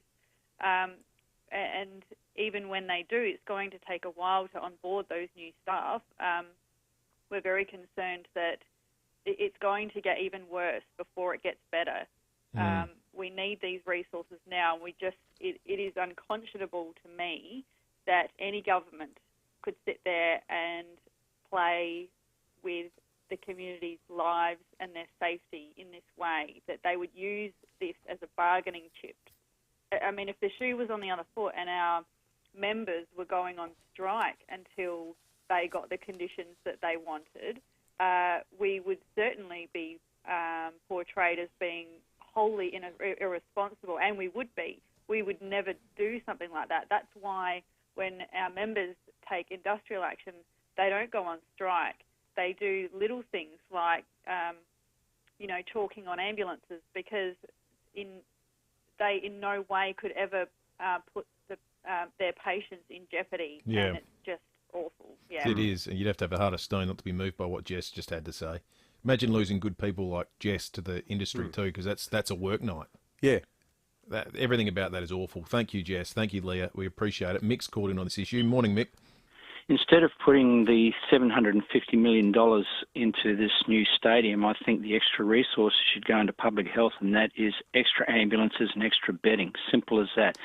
The most important thing you have is to get an AMBO there to at least do a triage and determine the nature of the injury or the illness, and at least they can do what they can to stabilise. And the other problem here is that once they've done that and they've taken the patient to the hospital, they're ramping. So I've put a direct challenge to Stephen Marshall right now to think twice about the $750 million instead of going to another stadium, because we have the Adelaide Oval. Instead, we need to put the money where it's needed most, and that is for the integrity of life. Good on you, Mick. Thank you. Thanks, Mick. The 19th West, a premium home and land collection with front row views of the Grange Golf Club's manicured fairways and the tree-lined linear park walking trails. Secure your pre-launch appointment today. Visit the19thwest.com.au. Last night, my clan was stalking the Wizard of the Fallen Elm when our queen was taken. I picked up my hammer and laid chase. My legs were burning and my heart was racing, but I tracked her down and with one fell swoop took her captor's head. And then me and the other LARPers all had a barbecue and I was home by 9. There are so many ways we can live better, like live-action roleplay. Search Medibank Live Better to find yours. When people walk through the doors at Pals, the first thing they say is wow. Not only because of the size and the selection, but also because of the team. Sam and Jamie have tasted every drop. They and their team can recommend a whiskey that's just as good as that hard-to-find Japanese one, if they don't have it, that is. Or a beautiful red that's reminiscent of that outstanding cellar door you once travelled so far to visit. Parafield Airport Liquor Store. Pals, next to Roulette's Tavern, Kings Road, Parafield. Have you reached a crossroads in your life? Looking to make a change for the better? Secure your family's future and make a difference in your community whilst building a business in the thriving and dynamic home care industry with Right at Home. You'll enjoy the freedom to grow your own business with the full support of a top quality national home care brand. Make your dreams come true. Talk to Right at Home about a home care franchise. To find out more, visit rightathome.com.au and click on Business Opportunities. This is Adelaide's FIVEaa. Sunny and 25 today with the 8:30 news. I'm Mel Usher. Physio Extra is a registered NDIS provider, so let them support you in achieving your goals. physioextra.com. A man has been stabbed during a road rage incident in North Adelaide. It happened just after 9:30 last night on Jerningham Street. Senior Constable Rebecca Stokes says a man riding an e-scooter exchanged words with a motorist. When the scooter rider approached the driver's side door of the vehicle, the male driver allegedly stabbed him in the shoulder with an unknown object and drove off. The victim's a 20-year-old man. He was taken to the Royal Adelaide Hospital. He has a minor laceration to the shoulder. A young driver has been airlifted to hospital after his car rolled near Malala. The Commodore left Colomba Road around 10:30 last night. The 19-year-old man has serious head and chest injuries. Investigations are continuing. More federal government staff members could be sacked as a new sex scandal engulfs Parliament House. Nine's Michael Packey reports from Canberra. A senior coalition advisor was fired overnight after video emerged of the man performing a lewd act in the office of a female MP. It follows revelations a group of male government staffers were involved in sex acts in Parliament House and then posted their exploits on private social media groups. Senior Government Minister Simon Birmingham says such behaviour will not be tolerated. You will lose your job, you will be marched out of the building and you won't be coming back. Labor MP Bill Shorten says the revelations unfairly tarnish everyone who works in the building. It's just disgusting and no wonder people hate politics. The Prime Minister will make a detailed statement about the culture at Parliament House over the coming days. 10 million Australians are currently under a severe weather warning spanning several states. The Bureau's alert stretches from Queensland to Gippsland in Victoria. Senior meteorologist Jackson Brown has told Today western regions of New South Wales are seeing heavy rainfall. Theberton, which is right up in that northwest corner of New South Wales near the corner country, received 103 millimetres, so keep in mind its March average is 23.2, so it's received 2/3 of its annual rainfall in about 12 hours. South Australians are being encouraged to support local pubs and clubs this National Local Day. It's a year since the hospitality sector shut its doors due to COVID, and many businesses are still feeling the impact. SA Hotels' Ian Horn says it's a timely reminder to support your local. To get out to your local pub or your local club or your local bar. So we never forget, at one time in our lives, on the 23rd of March 2020, every single pub and club and licensed venue closed their doors. There could be a global disruption to vehicle production. There's been a major fire at a Japanese factory, which is the industry's biggest supplier of computer chips. Clients include Toyota, Nissan, Honda and Volkswagen. Now turning to 5AA Sport. Save up to $800 on selected Miele cooking appliances at Adelaide Appliance Gallery, home of Mr Dishwasher. And it's over to Tom Wren. Thank you, Mel. Port Adelaide is holding out hope both Hamish Hartlett and Connor Rosie could play in Saturday's match against Essendon at Adelaide Oval. The pair missed the Powers opening match because of injury but are recovering well. Coach Ken Hinkley saying he was satisfied with their first-up performance. It was exciting to be back playing footy again and, the boys played a brand of football that hopefully will stand up for us throughout the whole season. Audio thanks to Fox Footy. The Power will be without Riley Bonner and Lockie Jones for the Bombers clash and for several weeks after they both suffered hamstring strains. Meantime, the Crows will be without Jake Kelly for Saturday's match against Sydney after he was concussed. They're also set to be without Mitch Hinge after he dislocated his shoulder. Meantime, debutant Jimmy Rowe admits he's still pinching himself after Saturday's first-up win against the Cats. It's a pretty funny thing. You go from 1 minute supporting the Crows and watching Tex Walker to the next kicking it to him and trying to tackle Paddy Dangerfield. So it's a pretty crazy thing and, I guess it's all real now. Meantime, there are reports this morning that the AFL and health officials have reached an agreement which will allow Victorian stadiums 75% capacity at stadiums. That means up to 75,000 fans will be allowed into the Carlton v Collingwood match on Thursday night. Briefly elsewhere, the Adelaide 36ers have gone down to the Perth Wildcats by 10 points in the NBL overnight. And Melbourne City has recorded a 2-0 win against the Central Coast Mariners in the A-League. And that's the 5AA Sport. Now checking 5AA traffic. Dave Potter, Australia's #1 Honda dealer, second year running. DavePotterHonda.com.au. Hi there, we're getting a smash reported Curtis Road, Stephen Heath Road, Manapara. Southern Expressway South Road busy, similarly through Millswood on Goodwood Road citybound, the North South Motorway inbound, and Torrens Road West Croydon under the pump for citybound also. Is a sore back keeping you up at night? Then get into 40 Winks, your back's biggest supporter. Get up to 50% off the back care range. Ends this Sunday. 40 Winks, serious about sleep. Adelaide's most accurate traffic on 5AA.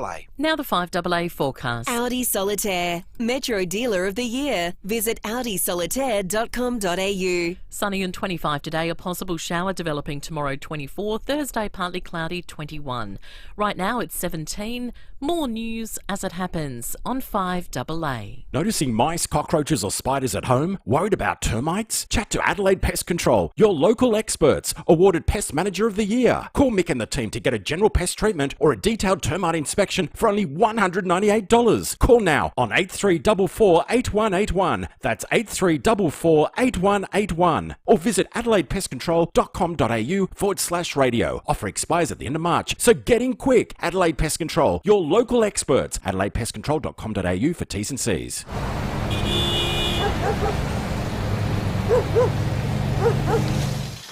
Can't hear all that now, can you? That's because this home has a Jolong double-glazed window and door system featuring high-performance sound insulation and heat resistance. That's not all Jolong can do for you.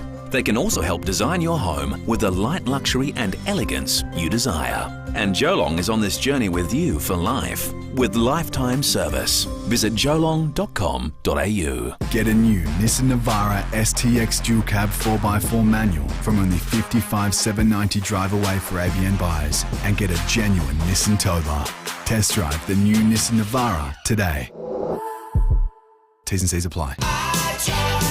Get up to $100 instant cash back on top tyre brands at Bob Jane T-Marts. You're listening to 5AA Breakfast. David Penberthy and Will Goodings.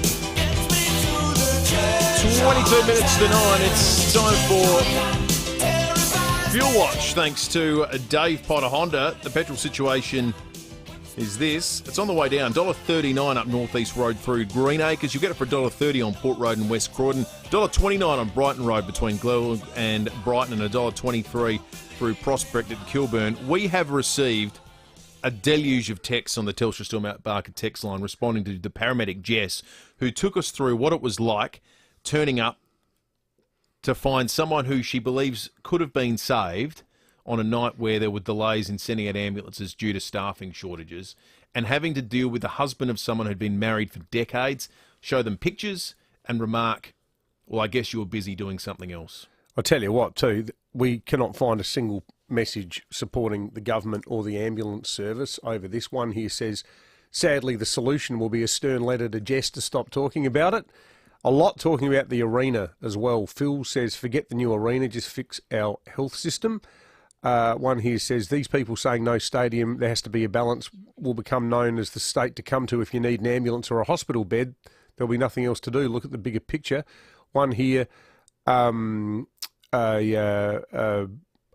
Christina says, at kids' sport on the weekend, I was talking to a group of parents who I would consider not overly politically engaged, and all brought up concerns about the ambulance and hospital systems, and not one mentioned how great a new entertainment centre would be. One here from Ken just says, Dave and Will, hi, I'm not voting for this government anymore. That last story opened my eyes. Jane with a Y says, totally agree, we do not need this new centre. Use the money for Ambo's mental health and low-cost housing. That's where I want my tax money to go, not another building for the minority. Scott from Modbury, I'm sure Scott won't mind us characterising him as someone who's a pretty conservative voter. Absolutely. In fact, from memory, Scott, a lot of your tweets, over messages and texts over the last few years were sticking up for Donald Trump. Scott says, morning, boys. If the Premier, after hearing the paramedic tell her story, doesn't come on the show before 9 and say, I'm bidding the new stadium and going to funnel the money into fixing our ambulance service, he's lost my vote. Tyson says, absolutely heartbreaking listening to Ambo Jess. How hard is it for our government to get things right? Don't spend $700 million on a stadium until you've fixed up the ambulance system. And on they go. The person who described it as heartbreaking was right. Listen to Jess describe it. Someone who's gone into being an ambo ostensibly to help people. Yeah. Having just to turn up to, confirm the bad news, basically, because you couldn't get there in a time that they consider acceptable. Well, that was more like palliative care and grief counselling. It was. Than getting you from A to B, getting you from the house to a hospital. When we spoke with Ambos the other week, one of them was a young guy who said, I've just quit. I can't do that. I can't deal with this anymore. And this is not core business. This is having to explain, well, emergency call-outs were meant to get there in 16 minutes. We're getting there in 30 plus. And the person died in these interceding 14 minutes. That's this that people are saying, I don't want to be part of that anymore. I had a good chat down at the wineries on Saturday with one of our friends who's an ambo, and I don't think she's got a political bone in her body. And she just said to me, I heard when you had the Treasurer on talking about all these new jobs that have been filled, none of us know where they are. Like, she's just scratching her head, saying, I heard him talking about all the extra money that's being poured in, but in terms of what it actually looks like on the ground, and as I said, she's not, I don't know, she might even be a Liberal voter for all I know. She's not a union rabble-rouser. Jack on just mystified by it. Jack on Twitter says, Listening to Jess's story is absolutely distressing and only the tip of the iceberg. How dare anyone suggest this is only about wages? Thank you for that. You can keep your feedback coming in on the Telstra Storm Out Barker text line, or you can call in 8223 0000, or indeed tweet us or jump on the $5 Facebook or YouTube live streams. It's coming up to 17 minutes to 9. We have some updates on the most surprising storyline of the morning for you. And we're giving away a $100 Waller's gift card. That's coming up. But first, let's check traffic, thanks to Dave Potter. Their Mad March demo clearance is on now with huge savings and factory bonuses across the range. Got a smash Manapara, Curtis Road, Theberton Heath Road, traffic hotspots, West Highmarsh, Grange Road, citybound, Nelson Street getting on towards Norwood from McGill Road, citybound, Millswood on Goodwood Road as well, and you'll find it a little bit testy for Raglan Avenue at Marion Road up to South Road, citybound. Looking for your first car or a second runabout with over 140,000 cars and hundreds more added every day? Find your shortcut to the one on car sales, everything you auto know. Adelaide's most accurate traffic on 5AA.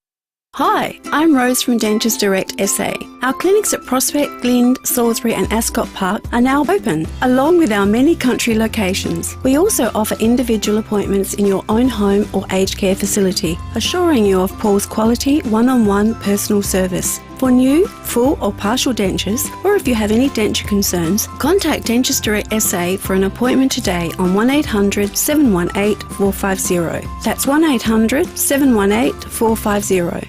Fresh nuts, mouth-watering chocolates and eye-popping Easter gifts. G'day, I'm Brett Charlesworth and there are 3 irresistible reasons to include Charlesworth nuts on your Easter shopping list. If you're a connoisseur looking for the absolute best and freshest nuts and can taste the difference, then give us a try. Share them with your guests or give a Charlesworth Easter gift and watch their eyes light up. 11 family-owned South Aussie stores or shop online right now and get it delivered. Why Charlesworth? Because fresh nuts taste better. G'day, Tom Wren here. March is Epilepsy Awareness Month, and the Epilepsy Centre here in SA receives no government funding for family support and the education and training they provide across the state. If you want to support them and the 63,000 people living with epilepsy in SA, take a minute to sign the Epilepsy Centre's petition for state government funding, or purchase a $60 lottery ticket for a chance to win $40,000 cash. Go to epilepsycentre.org.au, licence M13978. Hop into a Fruit Choc shop this Easter. We have something for everybody. Come in and check out our huge Easter range, including our exclusive Fruit Bunny and new Fruit Choc Easter eggs. They're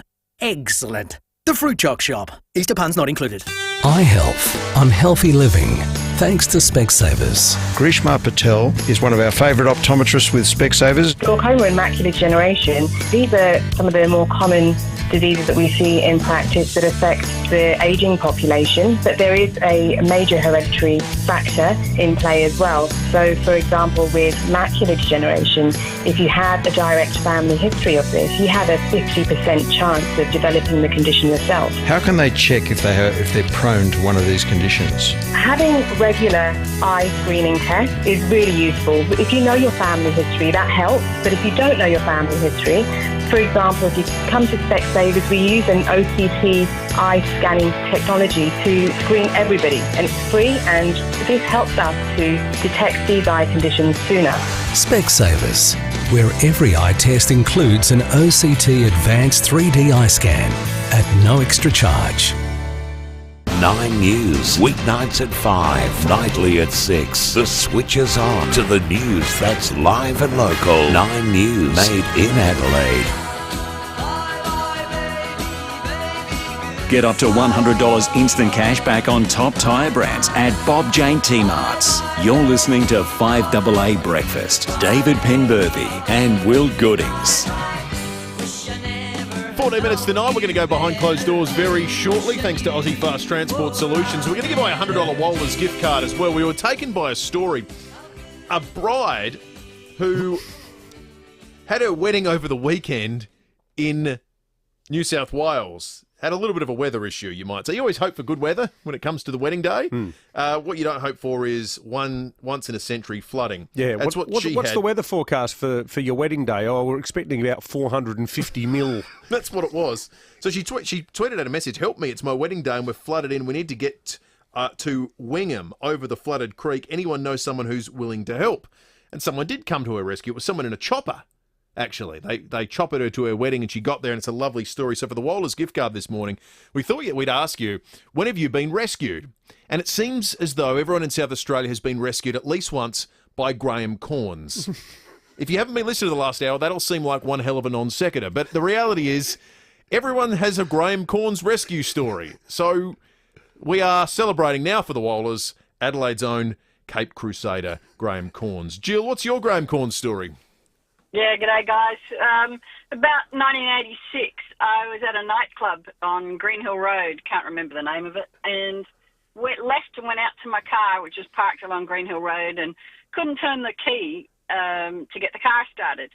Probably just wasn't thinking straight. And I went back into the nightclub because a friend of mine who was an RAA roadside mechanic was in there. But before I could talk them into letting me back in to find him, Graham Corns came up. He was just near the security and said, "What's going on? What's wrong?" So he walked with me quite a few hundred metres up the road. I got in my car and started it. It was really embarrassing. I think it's where you just had to turn the steering wheel a little bit to, like, unlock the steering wheel to turn the key. So, yeah, that was that. He just seems to be there whenever anyone's in need. He's omnipresent. He's Cornsy. He just knows someone's in distress. Julie, that was excellent, Julie in Door Park, what's your story of being saved by Graham Corns? Well, hi, guys. My story's about my mum. Years ago when Cornsy was the coach of the Crows and also he was on drive time night radio, stupidly, she told a friend that she actually knew Graham Corns. And this friend was a real mad Crows supporter, and he said to her, it was at the time when the Canberra Crow run out, the head of the Crows. And he said, "Oh, that's my dream, if you could get Graham Corns to let me do that." And she thought, "Oh, what am I going to do? I don't know Graham Corns." Anyway, during the whole evening, he kept on at her, so she couldn't get away from it. So anyway, she rang the radio station, and after his shift one evening, he rang her back. And he said, "Do I know you?" And she said, "No, but I've got myself in a bit of a pickle." Anyway, he said, "So what have you done?" Anyway, she explained. And he said, "Look, I'm sorry, I can't let him run out before the Crows because everybody will want to do it." And I can't remember because it was so long ago, but he either rang this chap and had a talk to him, or he sent him a package about the Crows on behalf of the Crows. But he just said to Mum at the end, "Look, I'll get you out of your mess this time, but don't do it again." But he was just so lovely. He really was. Oh, Julie. And, yeah, look, true. And my mum, I said, "Well, why did you do that?" And she said, "I don't know." But she thought this chap would just give it away. But because he was such an avid Crow supporter, he just went on all night. So she thought, "I'm going to have to do something." Well, so she just thanked him very much. We've heard stories, Julie, like that, you know, he helped people they were in a tough spot employment-wise. People whose cars have been broken down, people in various stages of distressing scenario. Tow bars. Whenever they were in need, Graham Corns was there, and so is the case. He's on the line right now. Graham, someone suggested rescue choppers be renamed Studs after this morning. Could you just explain to us what you've been doing in your spare time for the last 30 years? I cannot believe these stories I hear. That's not me. I don't do that. But, mate, no need to hide your light under a bushel. You sound like you've got massive form in the rescue / generosity department. But isn't that what Australians do? Isn't that what Aussie bloke? I know I think the rest of us would like to have a crack, but it seems like you got the market cornered at this point. No, Andy rang me. I said, "What's the?" And I just couldn't believe it. Really, and it's just what happens in the normal course of a day. Surely, someone needs a hand. You give them a hand. Here's another one we got from Julia, Graham. Some years ago when my mum Monica was alive, she used to do a regular walk along the Esplanade at Somerton Beach. She was quite elderly at the time when she tripped one day and fell over. She felt very fortunate and grateful when suddenly Graham Corns appeared and assisted her to get up.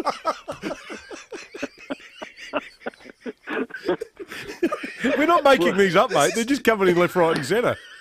There was one serious one, though, that could have been quite. There was a young fella in a canoe on a rough day about 10 metres out. Maybe 20 or 30 metres out. And he looked like he was in trouble. So I swam out and I said, "You in trouble, mate?" And he said, "Yeah." And so I turned the canoe around and pushed it back to the shore, but I didn't realise his big brother was holding on to the other side of it, and he was in big trouble. So, I mean, that sort of thing. But I mean, don't most guys do that? Someone's in. I think I think most people do.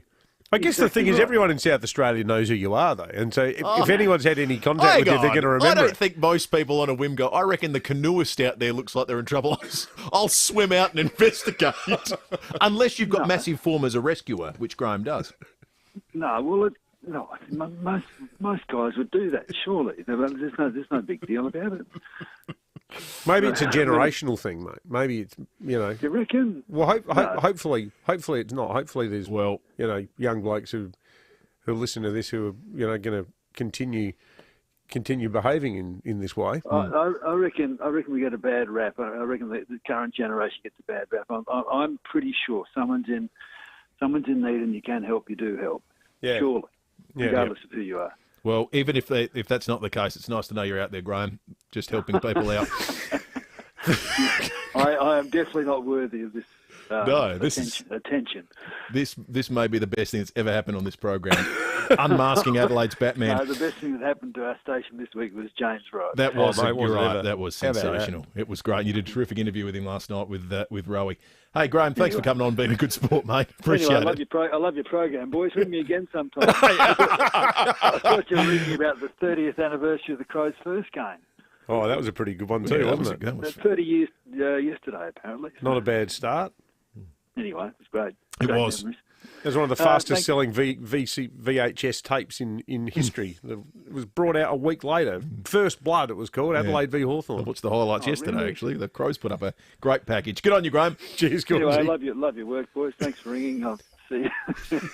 The hero just of remember South Australia. If you're trapped under a heavy object or, your trailer's come loose, you're in the back of a canoe drifting towards Edithburg, you know who to call. You don't even need to call. He'll be there. It's just the most bizarre thing. I think we should give the Wohlers to the first person who called in under the old direction of the Wohlers, which was about when have you been rescued, that inadvertently pointed us towards Graham Corns as SA's rescuer-in-chief. Mario. Good on you, Mario. Good on you, Mario. Getting the ball rolling there with the story of, I think it was his sister-in-law from memory. But no, great call. And to everyone who did call, all of you. Thank you. Thank you all. This has been really enjoyable. It's time to go behind closed doors thanks to Aussie Fast Transport Solutions, interstate freight distribution, warehousing and local Adelaide couriers. Call Aussie Fast 13 13 64. And when we get behind closed... $13.95. Adelaide's FIVEaa. This is the Saturday Sports Show. KG and Cornsey. Welcome back, folks, to the Saturday Sports Show. Graham Corns with you and the Maharishi Mahesh Yogi of South Australian sports broadcasting. No, don't start all that stuff, Starley. Get on with it, son. Come on. KG Cunningham. Anyway, I'm better than Yogi Bear. No, the Maharishi. Whatever, stud. Get on with it. It's a big weekend of sport, stud. Yes, the head of the river's on today. Fantastic rowing event, Studley. We going to talk about that much? I don't think we will at all. Oh, that's a shame. So what do we think of the new stadium announcement from Stephen Marshall? Oh, fantastic. So very, very exciting. It's about time we had a beautiful new entertainment venue for concerts and basketball and netball and soccer. Studley, fantastic. Yes, it will be, because let's face it, Hindmarsh Stadium's a bit past it now. Yes, we need a central soccer stadium. Keep those phone calls and texts and emails coming in, folks. 8223 0000 and on air at 5AA.com.au. Yes. I've just got a text from John Blake. Oh, what does Blakey want? He says, no soccer at the new stadium. No, that can't be right. No, that doesn't sound right. You'd have to have soccer there. Oh, of course you would. No, that's not right. I read that there was going to be soccer there. That's not right. So, should we just skim over that and not respect John Blake's credibility at all? Yes, I think we should, Studley, because we are the gurus in this area, and he's just a broadcaster. What would he know? Exactly. Cyril's given us a call. Hello, Cyril. Oh, g'day, Cornsey, KG. Cyril. Guys, I've just got to make this point. It is absolutely outrageous that Stephen Marshall is going to spend that much money on a new stadium and not include the most popular game in the world, that is soccer. Yes. Now, Cyril has raised a very, very good point, Starley. That if you're going to spend that much money, you have to include soccer. Yes, you would think so, wouldn't you? Makes sense. But the other thing that worries me, Stud, what is that we take on board what Cyril says without questioning it, but completely dismissed it when John Blake told us. Yes. Well, what would he know about it? Yes, that's a good point too. We got 3 more Cornsey rescues on the text line. We're not going to have time to get to them all. A few people have pointed out, both on the YouTube live stream and the Telstra Mount Barker text line, I think rather unkindly, that they're all women that have been rescued, and the one that wasn't was a bloke. No, what about the kayakers? The kayaker were a brother. You're right. Yeah, they were blokes. They were right. They were blokes. Exactly right. He doesn't discriminate. Kev says, hi, I was a garbo in Brighton, and I was down the bay one day, and I was trying to move these bins that were stuck behind all these cars outside a house on the Esplanade, and Graham Corns arrived in his old Corolla, stopped the car, got out, moved all the bins. He knew. That's what he did. That's his He just did Batmobile. it. He did it. Aussie Fast Transport Solutions brought us behind closed doors, interstate freight distribution, warehousing and local Adelaide couriers. Call Aussie Fast 13 1364. Know what's kick-ass? Getting out there and exploring the great outdoors. And the right gear can make it really kick-ass. For quality four-wheel drive and camping gear, use Kick-Ass products. See the full range, kickassproducts.com.au. Have you reached a crossroads in your life? Looking to make a change for the better? Secure your family's future and make a difference in your community whilst building a business in the thriving and dynamic home care industry with Right at Home. You'll enjoy the freedom to grow your own business with the full support of a top-quality national home care brand. Make your dreams come true. Talk to Right at Home about a home care franchise. To find out more, visit rightathome.com.au and click on Business Opportunities. You might think having thousands of pals is excessive, but that's not what the team at Parafield Airport Liquor Store think, because that's how many they have. Sure, they might be made up of over 100 gins, over 200 whiskies, over 300 craft beers, and over 2,000 boutique wines. But they're some of the best pals you could have, and they're always looking for more, even if they are tricky to track down. Parafield Airport Liquor Store. Pals, next to Roulette's Tavern, Kings Road, Parafield. At Coles, spend more and save more online. Get $20 off plus free delivery when you spend $250 or more in one transaction. Enter the code BUNNY at the checkout. Shop online at coles.com.au. Coles, value the Australian way. T's and C's apply. And action. This year marks the 13th Nova Employment Focus on Ability Short Film Festival.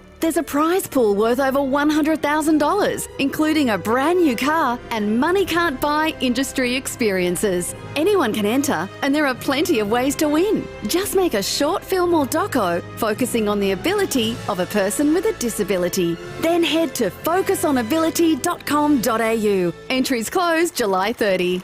And cut. Have you scraped or dented your caravan? Your insurance should cover that. And Walker Crash Repairs will fix it right and on time. Walker Crash Repairs, an RAA-approved crash repairer for caravans and cars.